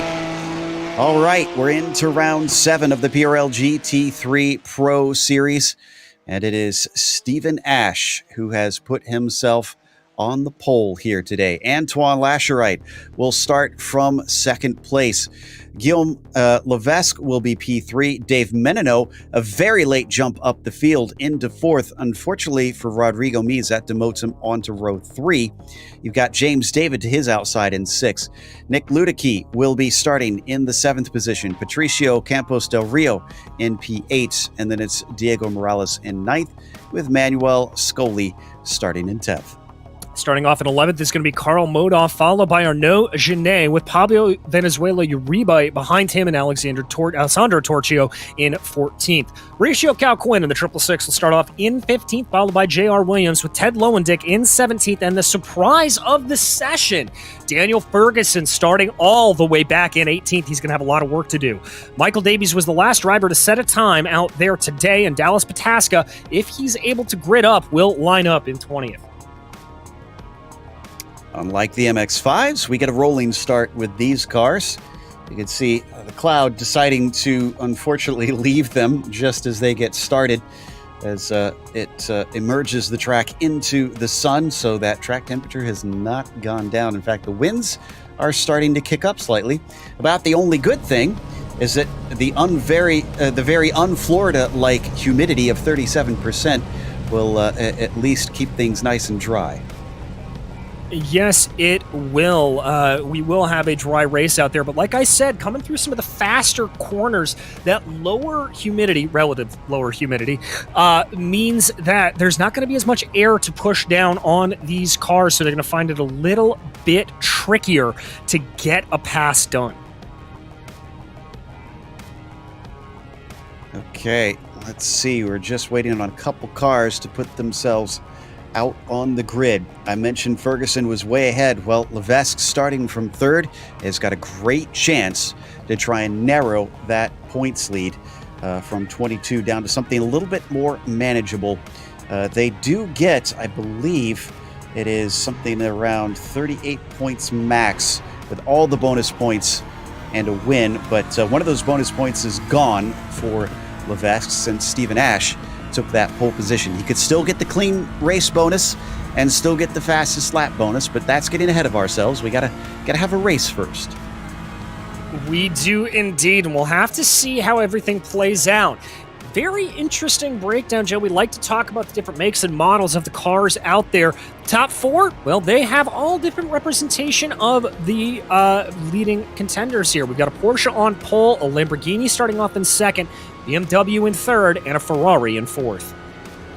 And we even got a Porsche as the pace car, too. So there's our only duplicate there in the top 4. As we come down to turn 6. Now, you talked a lot about turn 8. What about turn 6? Do you think we'll see many passes into here, especially with how tough it is through those double hairpins there on the first part of the infield portion? I think it's possible, Joe. It is a second gear corner. It's a tight radius. It's a heavy braking zone coming after a long straight. I think you're going to see drivers try for it. I think the best opportunity will be at 8, but I wouldn't be surprised, especially later on in the race as these cars start to develop a little bit. We feel how things are going. Maybe turn 8 passes aren't as easy as we thought they would be. You could definitely send a sneaky move down to the inside of turn 6. Wonder if this is a good chance for the 21 there on the front row to get into the mix. We didn't see him on our graphic because he was 6th in the points. He's 38 points behind our leader, Ferguson. And it's going to be a big one to try and get him up there. But you never know here with 4 rounds left to go, especially because he's got to overtake other cars on top of things. But his pace has been quite good here in the mid part of the season. We've seen Antoine starting to battle with the front runners. And now that he's got himself a good starting position here today, can he maybe do something to try and compete with him over the course of these 40 minutes? Down out of the last couple turns, Porsche Pace Car going to lead them through the last chicane and then duck into the pit lane. Here we go. Lasherite waiting beside Ash, who goes almost immediately. Green flag is out for the 11. Definitely caught out Antoine, who finds Levesque looking to his inside, but then starts to back out of it. Big, fast turn into turn 1. We already got a car off.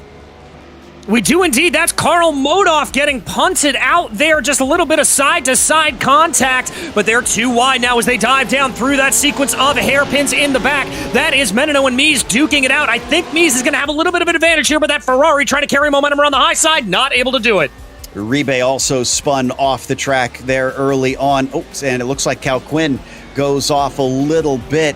Some bumping and banging in the mid-pack, a little bit of contact, but looks like we mainly made it through that tricky first corner. Ash leads, Lasherite second, Levesque third, but they've got a big gap back to Mies now. Yeah, they do. That gap is holding it about a second or so they're going to be pretty happy to try to streak away the best they can. We come out of turn 8 right now and onto the backstretch of this oval configuration. It looks like Lacarite's starting to try to put a little bit of pressure there, but nothing doing. The field starting to separate out first all the way down to 20th. Bad news for fans of Pablo Uribe. He is severely damaged. He's trying to limp the car back to the pits so that he doesn't have to take a tow. And look at how bad that thing is crabbing. So it's going to be a bit of time taking repairs, I imagine. Lasherite maybe didn't get the best of jumps on the green, but he's keeping Stephen Ash honest. He's still right there on that SimCube car and applying pressure here as we once again get in the infield for the second time. We do indeed. That Lamborghini starting to show its big grille there behind the tiny little Porsche, trying to poke and prod his way forward the best that he can. Not seeing much action there down into 6. Let's watch the angle here. That 11 Vendaval Racing machine holding out strong. Lasherite looking like he's got a pretty decent jump, though. All he needs is a little bit of a bobble from that 11, and I'm sure he'll be jumping at the chance to try and get into the lead. Down into turn 8, none of them showing their cards yet, keeping them close to their chest. In fact, pretty much the entire field going single file into that corner. We hop on board with the 21. Let's see if he's as cool as collected as our winner from the MX-5s.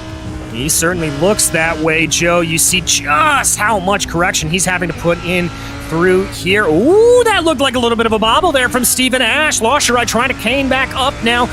Oh, man, every time they get back onto that banking, I just cringe a little bit for these cars. I wouldn't be surprised if we saw some drivers maybe losing speed from damage to the underside. Down through 1 again, braking hard into 2. Not close enough to try and sneak it up the inside of Ash through there. They're now at about a second ahead of Levesque, who doesn't seem to hang. No, he really doesn't. And draft not as crucial around here as on other circuits. You're on the power for a good amount of this lap, but there's just not a super long straightaway where you're able to take advantage of the draft. So I think it's really just a matter of Levesque trying to just get the pedal down. He's keeping himself in contention. Again, he needs those little bobbles like we saw from the 11 before to try and see if he could get an opening. And off of turn 8, yeah, it's not going to do it there, though he will start to feel the toe. I think we've got an opportunity maybe to take a second look at the opening incident down into turns 1 and 2. I know Uribe had a major contact, and I don't think we got to show that one. The other one off, was that Cal Quinn before? I'm trying to remember who the other one that was off big. It was Carl Modoff, I believe, that had the big shunt there. So this is lining up on the start. Modoff is going to be in that blue and red Delta Sport machine there you can see in the center of your screen.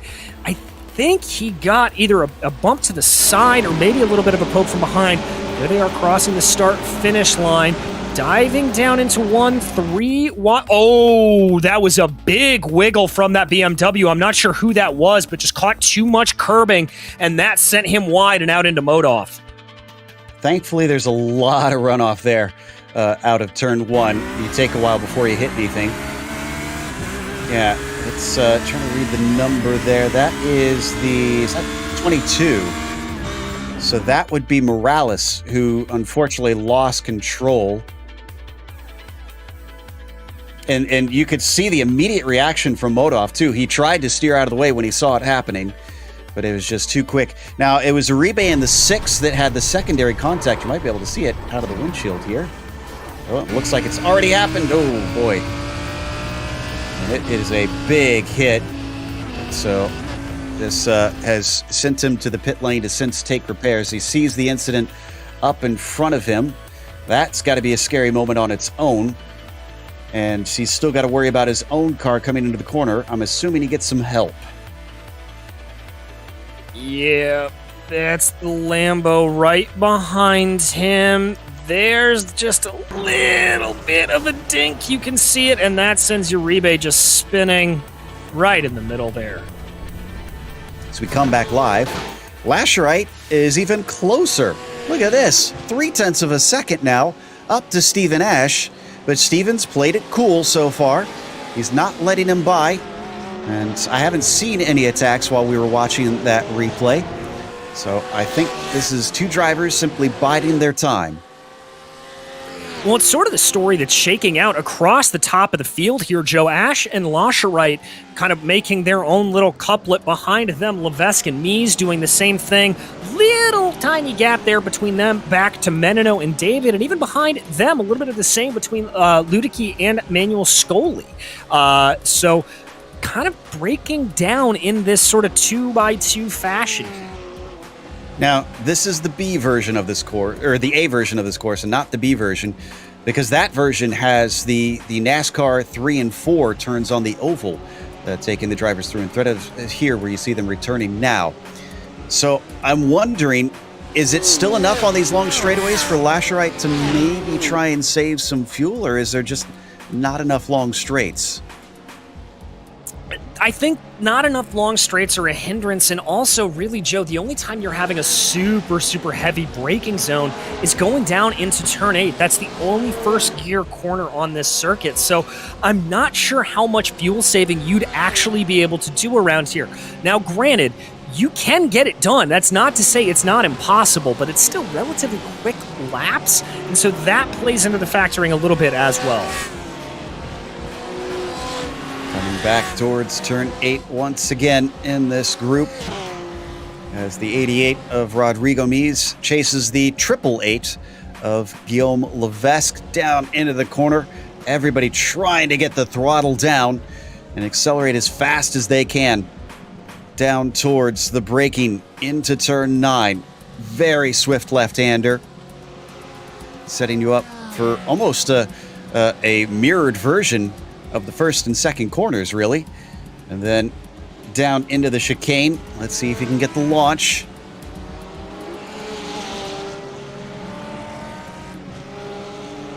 not entirely looking like it here, Joe. Everybody just staying in line a little bit. I've got to think, as we are about 10 minutes down into this race, maybe some fuel gains are the way to go. Maybe jumping in for an undercut, trying to find yourself in some clean air. That may be the way to get by. Also, about a lap or two ago, poor Alessandro Torchio spun himself into the wall through turns 9 and 10. I think he got a little bit of damage out of it, but he's still rolling. Last car on track right now. Modov still playing catch-up himself. He's only into 16th, has only overtaken Torchio, and is just about to manage to get past Davies in the meantime. As we see our drivers come down once again to turn 8. And I can tell you that the 948 just did get back into 15th place. So Karl Modov at least picking him off, if not a little bit later than he would have liked. I can also report that one of the stories before the race, Daniel Ferguson, we were commenting, starting down in 18th, had a lot of work to do. He's already all the way up into 11th place, having gotten by J.R. Williams. Now, he's got a gap of about a second and a half up the road to Arnaud Genet, but he's definitely closing in, as Ferguson's last lap was about 0.2 of a second faster than Genet. So just a matter of time here, I think, before that 676 is able to keep making moves here in the field. Another driver behind Tim who's sort of hanging on to a bit of a battle is Teddy Lowendick in the 72. And he's usually got something for us on his onboard cam. So I wonder if we could head to him and see what kind of special surprises he has in store. As we get the cameras to actually show it from there. And I asked him at one point, jokingly, if he would fill his room full of balloons, and he has delivered. Now, I wouldn't call it totally full, but I'm sure there's limitations of what his wife would accept. So I do like this, though. Well done. Nicely played there, Teddy. We need to just start making requests for Teddy here. Oh, does that look like a little bit of a battle? Teddy making a little bit of a mistake. You can see him saying something there and a little bit of frustration, checking his rear view mirror. That is Karl Modov coming up behind him, so he knows he's got a fast Porsche coming up quick. I think I have his next challenge for him. I want to see a mariachi band next time. Let's see what you can do with that, Teddy. I want to see what that gives us in the end. As he comes through the chicane. And let's see. Up and over the bump. But he's losing time. Teddy not able to get to the back of Campos Del Rio. Yeah, he's not, but behind him, Karl Modov is definitely closing in, able to close about 0.4 of a second on him from that last time I looked. You can see that blue Porsche getting bigger and bigger in Teddy's rear view camera there. Yeah, he's just trying to drive the best lines he can, but Modov applying a lot of pressure. And Modov has got to be quite a bit quicker, considering, as we come back to our leaders, just drifting across the track down to the racing line and then hitting the binders, trying to get as quickly as they can off of that slow hairpin. Flash right still not making anything out of this fight, but look at the gap now between themselves and Levesque. It's up to 2.1 seconds. So they are pulling away, not by huge leaps and bounds, but enough that Guillaume is going to have to start doing something about this if he wants a shot at the win. Yeah, they're pulling about 2 to 0.3 of a second per lap. Oh, I believe Nick Ludicky has had a problem. Ludicky's had a problem coming out of the final sequence of corners. There looks like that 7th place machine is off track. Yeah, he fell down to 15th actually. Let's get a replay on this one when we get an opportunity, because the 16 went quite a ride. And honestly, this is what I like to see. You referenced that this is a bit of an old school course with not much paved runoff. It makes you pay without really killing the car. You just, yeah, look at that. He goes for a slide, just touching the grass, and well, there's nothing to stop him. So a few hours later, he eventually gets back to the racing course. Yeah, exactly. Just no grip there on that outside. Yeah, all set up there. He ran a little bit narrow coming through off the backstretch, and then that set him up to touch the grass on the outside of the corner. Just trying to get that car back going again. He is able to recover, but he's down in 15th. We've seen just how hard it is to pass. But speaking of passes, Modov trying to make a move on Teddy Lowendick. Is he going to be able to get through? He looks for maybe the over-under. Teddy a little slow off the corner. Modov's got the slipstream. It is Porsche versus Porsche coming down into the tricky braking of turn 10 as they get ready to hit the binders. Nope, Carl backs out. Not thinking about it there, but he has shown his nose, and so Teddy's going to be thinking about that as they work around here. Big hops up onto the banking as always. Modov looking. Is that a slowdown? Slowdown penalty for the 948. He must have cut a corner a little too tight. And he now loses a spot to Ludicky instead, who is also on his own recovery. Frustrations coming in spades for a few surprising drivers today. I said, Joe, that this track was going to be a big equalizer out there. Not a lot of people know it quite well, and it was going to really change the order, and that is absolutely coming true here today. With, as you said, Ferguson all the way down there, as with Modov, two of the guys who we're used to seeing towards the front end of the field. Oh, look at this. Back out of hell, the 666 is on track. Horatio Calquin has repaired the car and is going to try and get whatever positions he can. Unfortunately, we haven't had anybody else have a big enough problem that they've had to take repairs. So Horatio's got his work set out for him. Yeah, he's going to be coming out here 9 laps down, so I think he's just trying to go out and get ostensibly the required amount of laps to be able to pick up points around this circuit and not have a total waste of a day out at Homestead. Yeah, that's a good point. It is worth at least doing that. Hopefully it drives somewhat decently so that he's not too much of a danger. And down into the infield portion as we watch Levesque still being chased by Mies. Menino behind them, James David in there. It's a train of 4 battling for third. Yes, it is, and not really any ground being given on either part of it, but that gap up to the leaders still holding at about 2.5 seconds. They just start to inch away every single and solitary lap. You can see there, Levesque just taking a glance this way and that. So everybody's still staying in line. Nobody popping out down into the hairpin of 8. Are we waiting for the pit stops, maybe? Is everybody thinking they're going to try and leapfrog so that they don't have to try and pass on track? It's not that we've seen a complete lack of passes, but it does look like it is somewhat difficult to make it stick. Yeah, it's very, very tricky to make it stick here, Joe, and drivers just trying to do everything they can to stay on track as well, looks like we may have our first pitter here. So I'm seeing that's, I believe, Morales diving on in. So Diego Morales now on the lane. And remember, he had a little bit of contact, so I wonder if he's trying to get some of that damage fixed early to see if that'll help his speed. Not sure if he's down on that at all.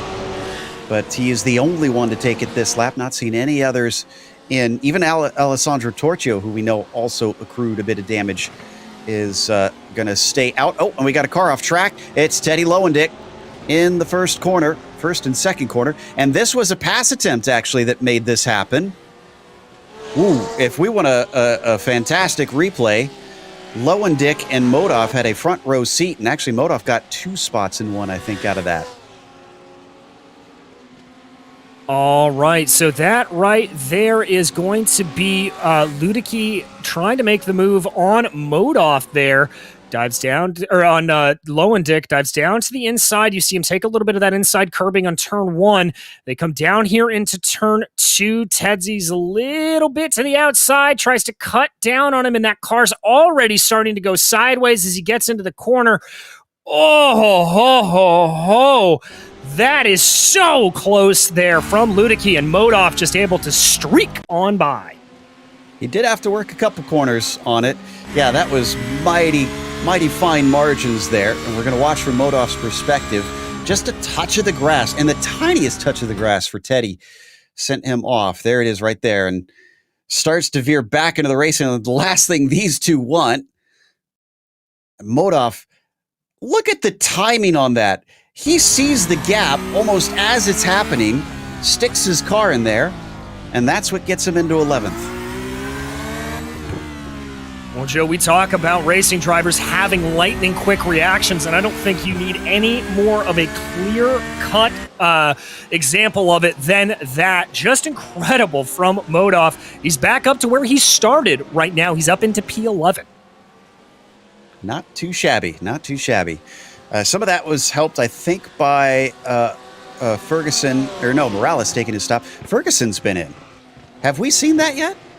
I don't think we mentioned that.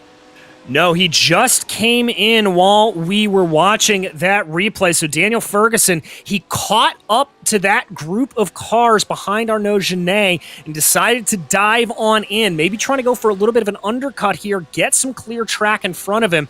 And he's got a pretty good gap right now, about 4.5 seconds up the road to Teddy Lowendick as Ferguson comes out in 16th.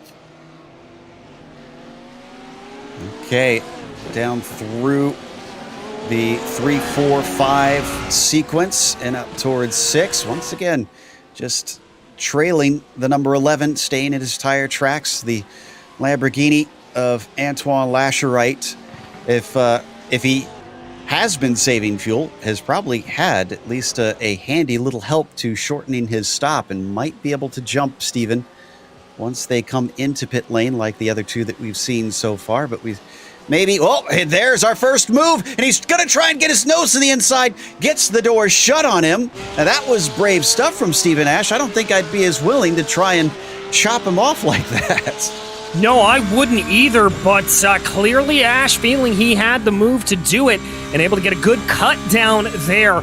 That's going to get in both of their heads a little bit. I think Lascherite knows that he can try to make the move now and that Ash is going to be super, super defensive, so he'll be thinking about it that way. And in terms of Stephen Ash's mentality, he's going to start watching out on corners because he knows Lascherite is hungry. I wonder if this means that Antoine is going to have his pit stop soon. We often see drivers want track position when we get to pit stops.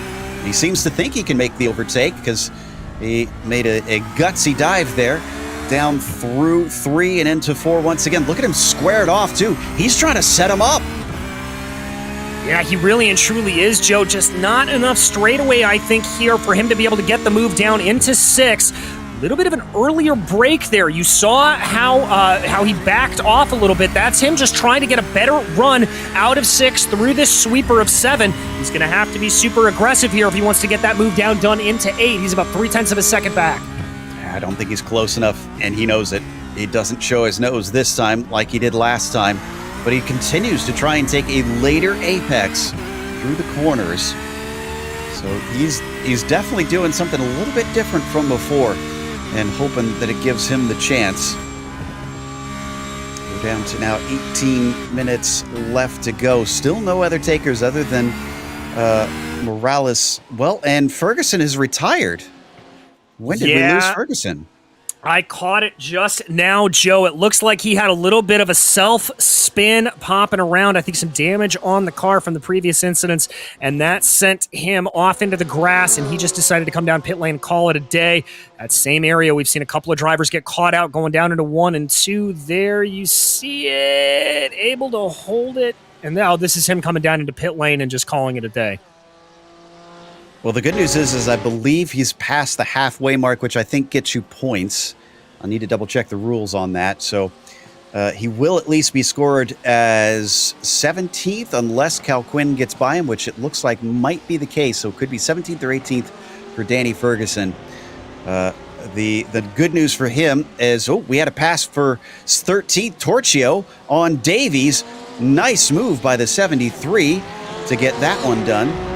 But I was going to say, with the smaller field that we have today compared to some of the ones we've had earlier this season, at least the damage won't be as great to Ferguson's lead.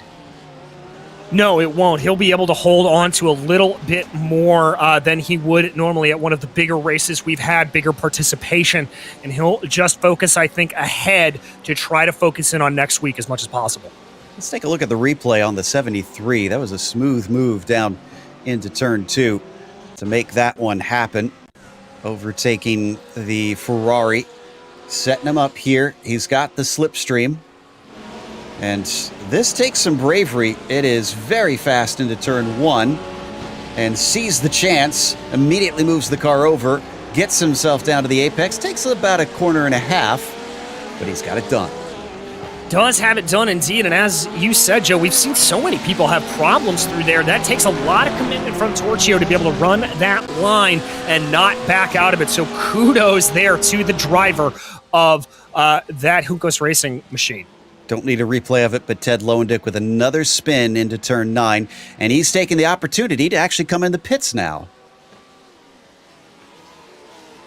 All right, that's probably a good call from Teddy. Sometimes coming down into the pits after a spin, it can be a nice little mental reset for you. Try to get things done. Oh, we got to jump back to this battle for P2. They are side by side coming out of turn 8. Yeah, that's Levesque on the outside, Mies on the inside.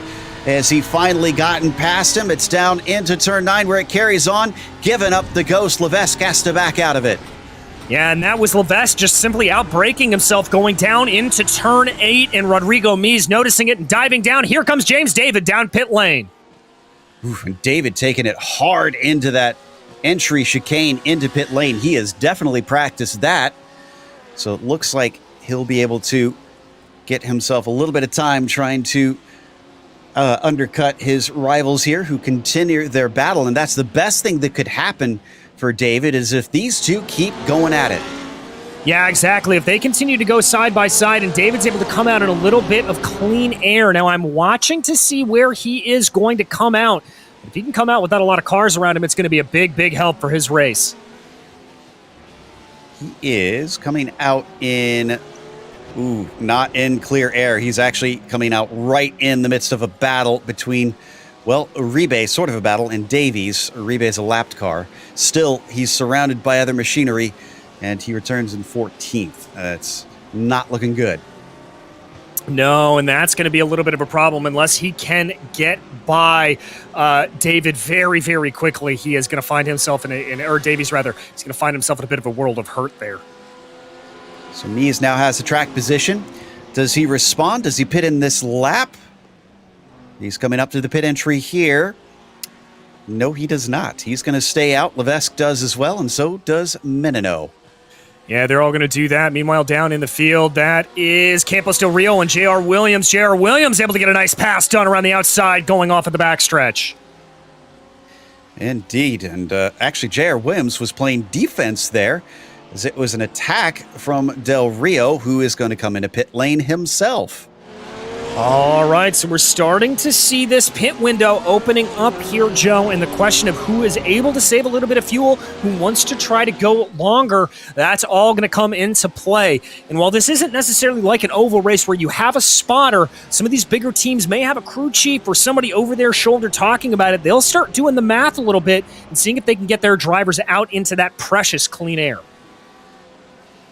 Indeed, so David going to emerge ahead of Morales, who's back out in 14th himself. Now David also passed Davies while we weren't looking. So that job is done, but it sure looked like it took him a bit of time to make it stick. We're getting towards the end of the pit window. We should see plenty of cars start to fill the pit lane, and it is going to be busy, but our top two do not come in this time. You see Davies and David in 12th and 13th, along with Pablo Uribe, still trying to catch up to Ferguson up ahead of him. Yeah, and remember, this is pretty crucial there for James David to get on by. That will give him a little bit of that breathing room as he was having the battle for P3 with the rest of those drivers. So hopefully this means he's able to turn in some quick lap times. Just looking at it right now, looked a little slow, very slow on that last lap. That is interesting. So as the drivers continue to circulate, not seeing anybody into pit lane. Not as thirsty of a track as I would have thought, because I figured 13 minutes would really be starting to push it here. And also, for what it's worth, if you haven't been watching that tower, Ash and Lasherite are still only split by about half a second. There they are on your screen now. Antoine has been a thorn in the side of that 11, forcing him to be picture perfect out there. Let's see if they pit this time, either of them. Still nothing. All right, so both drivers able to be nice and soft on that left foot. I'm not seeing second, third, fourth, or fifth come in either. You can actually see them crossing across the back of your screen with Mies, Levesque, and Menino all opting to continue to stay out here as well. Oh, one of our onboards is pitting. The 312 of Genet is on the lane, and he was running, I think, in 7th place before. He's going to lose some spots as here he trundles in. That is Teddy Lowendick there, just taking some repairs. One of our VR users, clearly a Ferrari fan. And now that he's in his stall, wants to make sure everything is right as short as he can. And it is a decent stop at 9.5 seconds. He gets rolling, limiter off, and he's on his way. Looks like he's going to return in 12th. Yes, indeed, and got a little bit of a gap there for himself up the ways to Diego Morales, so he'll hopefully be able to put in some hot laps and gain a little bit of time here. I also saw J.R. Williams popping down pit lane behind him as we continue to watch. This is that battle for the lead. Looks like Ash has been able to pull just a fraction away here from Lascherite. Either driver going down pit lane yet again, but now Lascherite looking like he's starting to come up behind him a little bit more. Oh, Levesque is in. Nobody else amongst that group.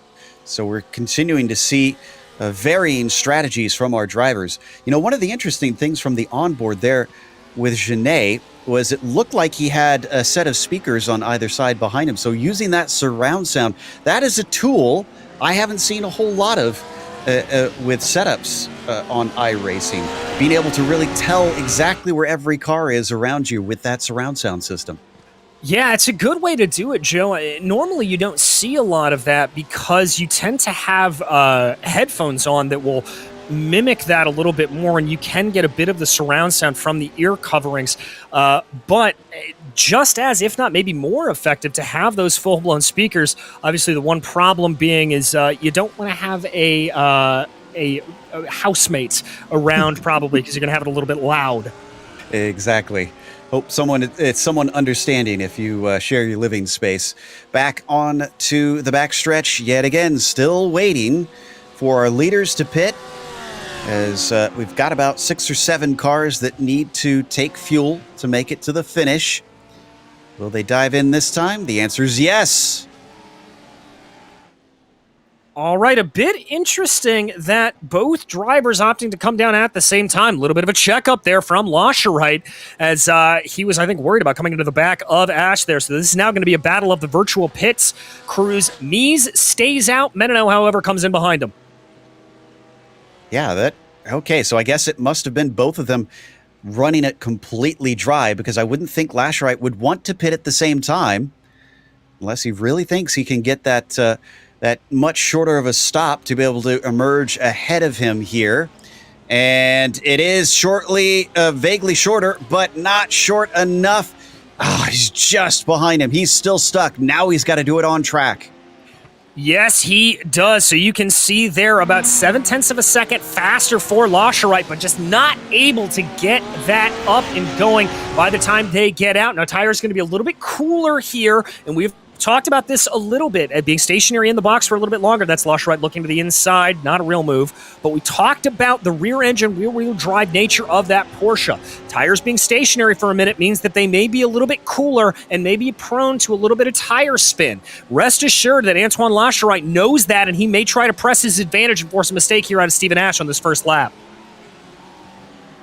Mies, the fuel sipper, finally comes down pit lane with a mere 7 minutes left on the clock. And that will give the lead back to Ash. But will he be able to keep that until the checkered flag? Lascherite has been hounding him all race long. We've only really seen one serious move out of the 21 so far. There may have been others that we just missed as we had the cameras pointed elsewhere. But does he have more in store for him? Can he get more aggressive? Is there anything left in his pocket? Oh, Joe, we've got to go back to the battle here for P5. This is Menino and David duking it out. Almost contact as they came back on to the oval portion of this track. This was dating all the way back into P8, or turn 8. A great battle. Fantastic stuff. Yeah, it looks like it may have calmed down now. We'll want to get a replay of this one because they went side by side through the chicane at the end, which is always going to be difficult, and they managed it quite well. Woo! Yeah, very, very tight. I did not think that was going to end well for either driver, but both of them just sticking to it.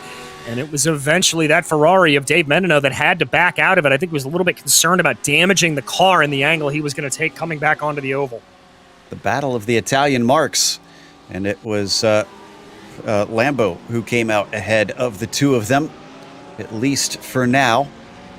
David's number 89 in the orange and black trying to grab that top 5. Well, what about between Germany and Italy? The 11 versus the 21. Coming across now with just under 6 minutes to go, and still Lascherite stuck behind. Question is, let's see, where is Ash in the points? Well, he's right behind him, actually. He's 6 points behind coming into this race, and Steven made it 5 points behind with the bonus he took for pole. So yeah, he actually really does want to try and make this overtake. I wondered if maybe his fight was not with Steven, but it very much is. Yeah, it very much is, and he keeps pressing as hard as he can. That was a good run there out of turn 5. He's now going to try to get over to the left side of the road as much as possible. Similar line in there, a little bit more speed at mid-corner. It looks like that Porsche is able to hold him off at bay for now. Narrower line there coming through turn 7 as they come down to turn 8. Gap ballooning to just under 0.3 of a second. Coming in now, Horatio Calquin in the 666. That Ferrari right directly ahead of them. Is that going to throw a wrench into the works here, Joe? It's a good question. And in fact, I think Horatio, who is currently scored in 17th, might be able to jump up to 16th now that Teddy Lowendick has retired this race. Once he does that, will Horatio himself start to park it? Because he can't get any more positions from there. That'll be the highest he can climb. They've got it down to just a couple seconds between themselves and the lapped Ferrari. Down to 4 minutes to go, and yes, I can report the Calquin officially into 16th. All right, so that means that his race is ostensibly done here from this point. He will be able to get the maximum amount of points. He is a longtime veteran here of the Precision Racing League, so he knows the procedures here. Blue flags are not mandatory. They are just informational. But nevertheless, he is not going to want to mess up a battle for the lead, especially one as closely fought as this.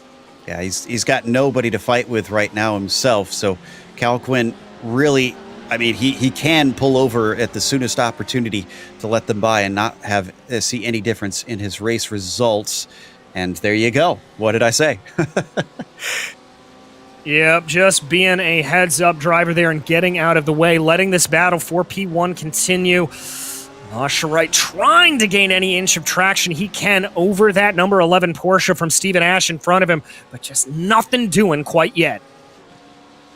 I'm starting to get the feeling that maybe this is the most that Antoine has underneath him. I thought that he was playing possum with how close he was able to follow the 11 through the first half of the race. But if he did have something to try and get by Steven, I would have thought he'd try it by now. I would have thought he would too, and one of the other explanations that we had, Joe, is maybe that Lascherite was just trying to be a little bit more conservative on fuel.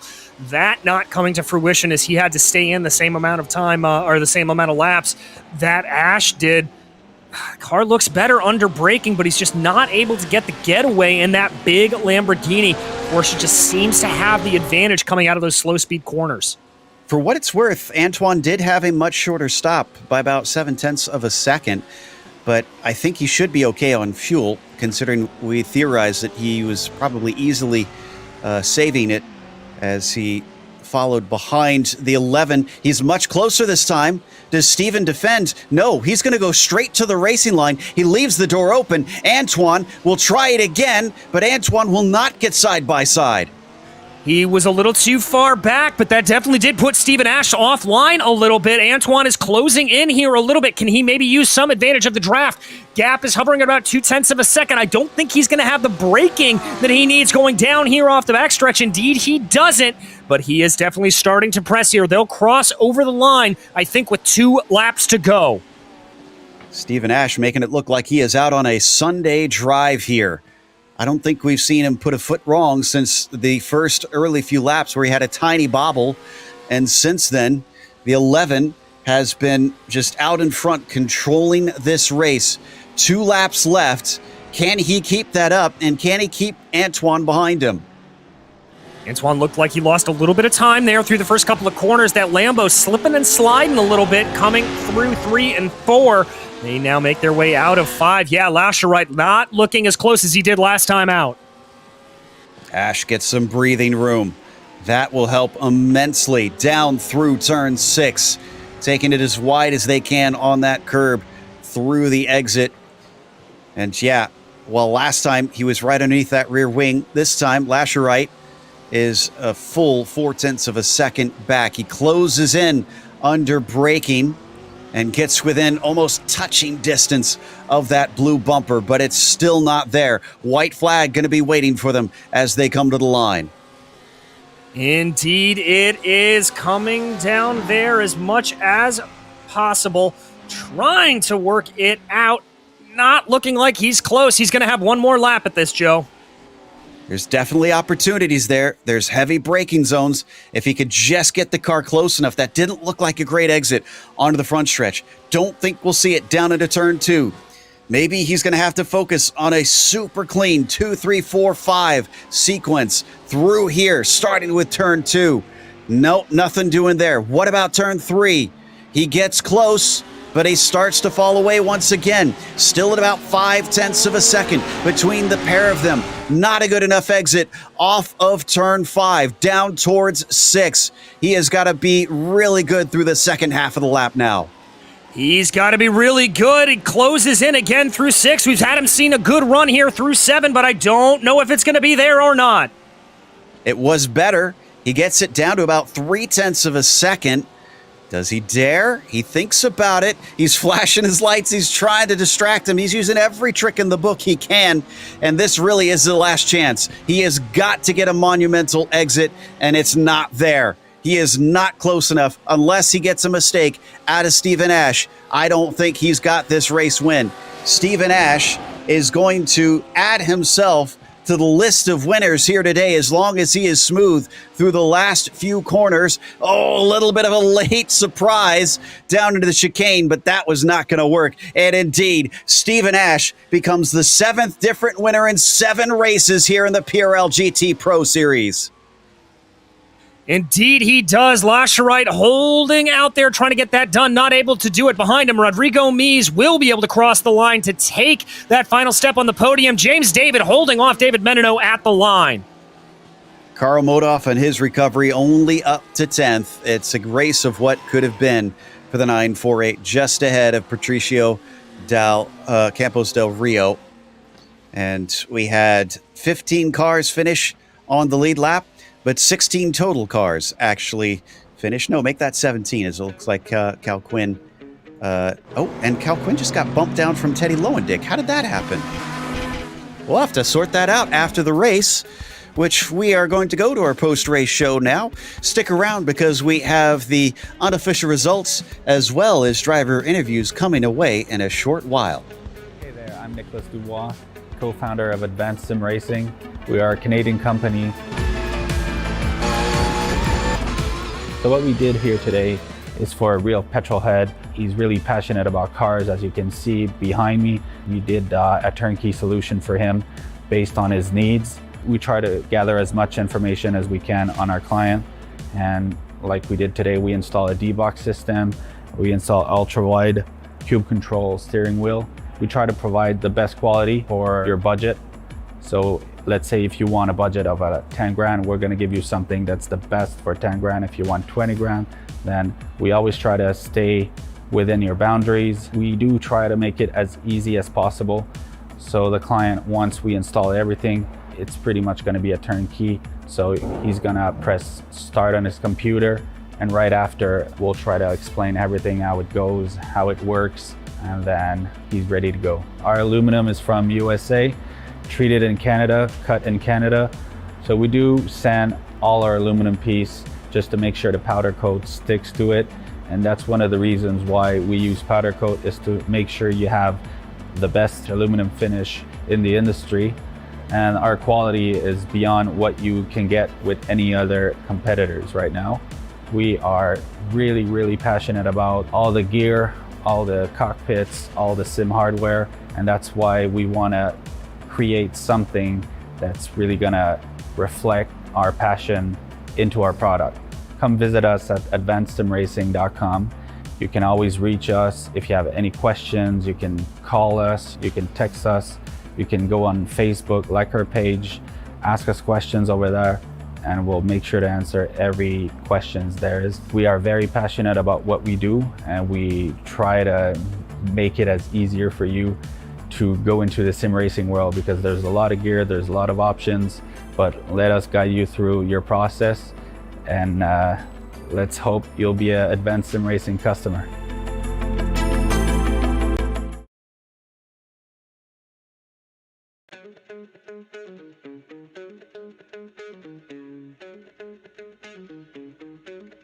Welcome back to Homestead Miami Speedway. Round 7 for the PRL GT3 Pro Series went to Stephen Ash, becoming the 7th different winner so far this season. Nobody has repeated yet. Antoine Lascherite finished in 2nd place, just behind him by 3/10. He was there behind him in those 3 to 5 tenths for pretty much the entire race. And then Rodrigo Mies, who didn't have the pace to keep up with those two, still at least collected a podium with 3rd. Levesque was P4 as James David finished in 5th, and it was Dave Menino in the 6th position. Manuel Scoli was a quiet 1 to 7th as Arnaud Genet picked up 4 spots to go from 12th to 8th. Diego Morales finished P9, and Carl Modoff only able to get 1 spot because of an early wreck on the first lap, and finished 10th. Patricio Campos del Rio, another victim of an incident here, finished in 11th, followed by Nick Ludicky, who was 5 spots down on his starting position. Jared Williams was up 3 and finished 13th, followed by Alessandro Torchio, with Michael Davies behind him in 15th. Teddy Lowendick was able to get back out on track and finish just ahead of Horatio Calquin to come home 16th. Calquin was 17th. Pablo Valenzuela Uribe was 18th, unable to finish, as was Ferguson, and Dallas Pataska, a DNS here today. That takes us to our winner here, Stephen Ash. And Stephen, my first question has to be, did you know there was a car behind you during that race? Because you sure didn't act like you knew there was a car. That was immense pressure to soak up. Yeah, how's it going, guys? Definitely a lot of pressure from Antoine the entire race. Super happy to come away with the win in the end. The Porsche it was all right this week, but it wasn't crazy fast or anything. Over 1 lap, like the first 3 laps of the race, it was really strong, and then the tires just went away completely. And it was kind of just like a big fuel safe battle between Antoine and I today, and it seemed at the stop we pretty much saved the exact same amount of fuel, so I was able to come out ahead like we went in, and from there it was just kind of trying to manage things and hold them off. What are your thoughts on this track, with it being such an unusual choice, and obviously we lacked a little bit of participation today? Do you find yourself fond of it now that we've had a race here, or you don't want to see it back on the schedule? Yeah, it's definitely not the typical track, but to be honest, I kind of like it. I did a few official races here this week, and was really enjoying the track. That corner coming off the back straight into that last little section is pretty mega. Sometimes it can be flat out, and yeah, this track has a good couple corners, but I don't think we'll really see it on the calendar again anytime soon. Well, I'm glad at least it was enjoyable. Now, we've got a very strange situation where 7 races in, nobody's been able to win twice. What do you think is causing such variety with our top steps of the podium? Is there something in the track selection? Is it just the field this season? I think the field this season's super competitive. You know, we got a lot of fast guys in here. Obviously, Spencer, Nick, Daniel Ferguson, Andrew Caron. I mean, just a lot of fast guys. So we haven't really seen one standout person. And I think also the BOP and just the different cars makes it a little bit difficult to win twice. You know, the BMW has some good tracks, the Lamborghini has some good tracks, and the Porsche has some good tracks. So it's proven pretty difficult to get 2 wins. I hadn't even considered the different makes as well. Well, that gives us something else to watch out for. But in the meantime, is there anybody you'd like to thank for today's victory? Yeah, of course, just all the guys over at Vendaval, and of course our sponsors, SimCube, and yeah, just you guys for putting on the broadcast. Thanks so much. That was Stephen Ash, our winner here today. And up next, DJ has caught up with the man that applied that pressure, Antoine Lascherite. Well, Antoine, you were stuck behind that 11 all day, a couple of moves down to the inside. Talk me through that race, man. That's got to be a little bit frustrating to come up just that closely short. Yeah, it was pretty tough. I screwed a bit my quali. I let it tense on the table, so I had to push very hard to try to put pressure on Ash and make him do a mistake, but he defended really well, so I couldn't pass, and well done from him. Well, on a track like this where we kind of went in assuming that overtaking was going to be a little bit of a premium, does that change at all the way you're racing the car moment to moment? Are you focusing a little bit more on forcing mistakes, or are you looking for any opportunity that presents itself? Well, I have quite a lot of wing, a bit more than Ash, so I try to save a bit of tires, so at the end I could put a move, but yeah, he saved a lot of fuel, and he didn't do any mistakes, so the opportunity wasn't there, so I couldn't make the pass, and yeah, I will learn from that and try to not repeat that mistake again. All right. Well, this is one of the higher places I think we've seen the Lamborghini get up to this season. Do you think you're going to be able to repeat a performance like this next time out at Suzuka, or how do you think that'll go? It's gonna be very hard, but I try to practice for getting up on the podium again, and yeah, I'll do my best to try to win the next one. Well, we'll be watching for you, Antoine. Anybody you'd like to thank for the second place here today? For sure, I want to thanks Advanced SimRacing, Abel, Gurus, Bud, and CarQuest, and also all the guys on my team, Phil, Guillaume, Andrew, and Gerald, who helped me a lot this last month to get on pace. Well, thank you very much, Antoine. That was Antoine Lascherite, your second place finisher here today at Homestead. And Joe, I believe you've caught up with Rodrigo Mies. Indeed, a podium today, Rodrigo, and you certainly were in the thick of some action out there, even if it didn't involve some passing. Unlike the two leaders, you guys had 4 cars stuck in a line. What was that like out there for almost the entire race?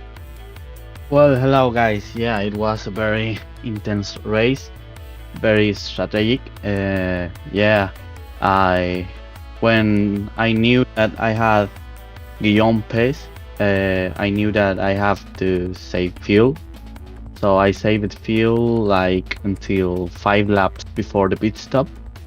I thought that I had a better pace than him, so 5 laps before the pit stop I made the overtake and made some distance before the pit stop, and after the pit stop, I really had a bad time driving the car. The setup was very, very undrivable.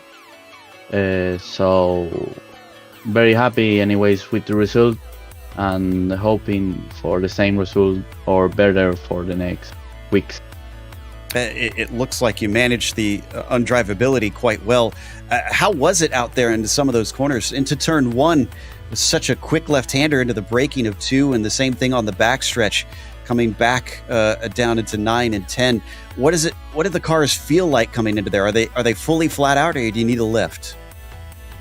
Yeah, in the first turn, it's really flat out. The car had a good grip there, and on the back straight, on the infield, yeah, it was very tricky, very, very tricky, especially on the last laps.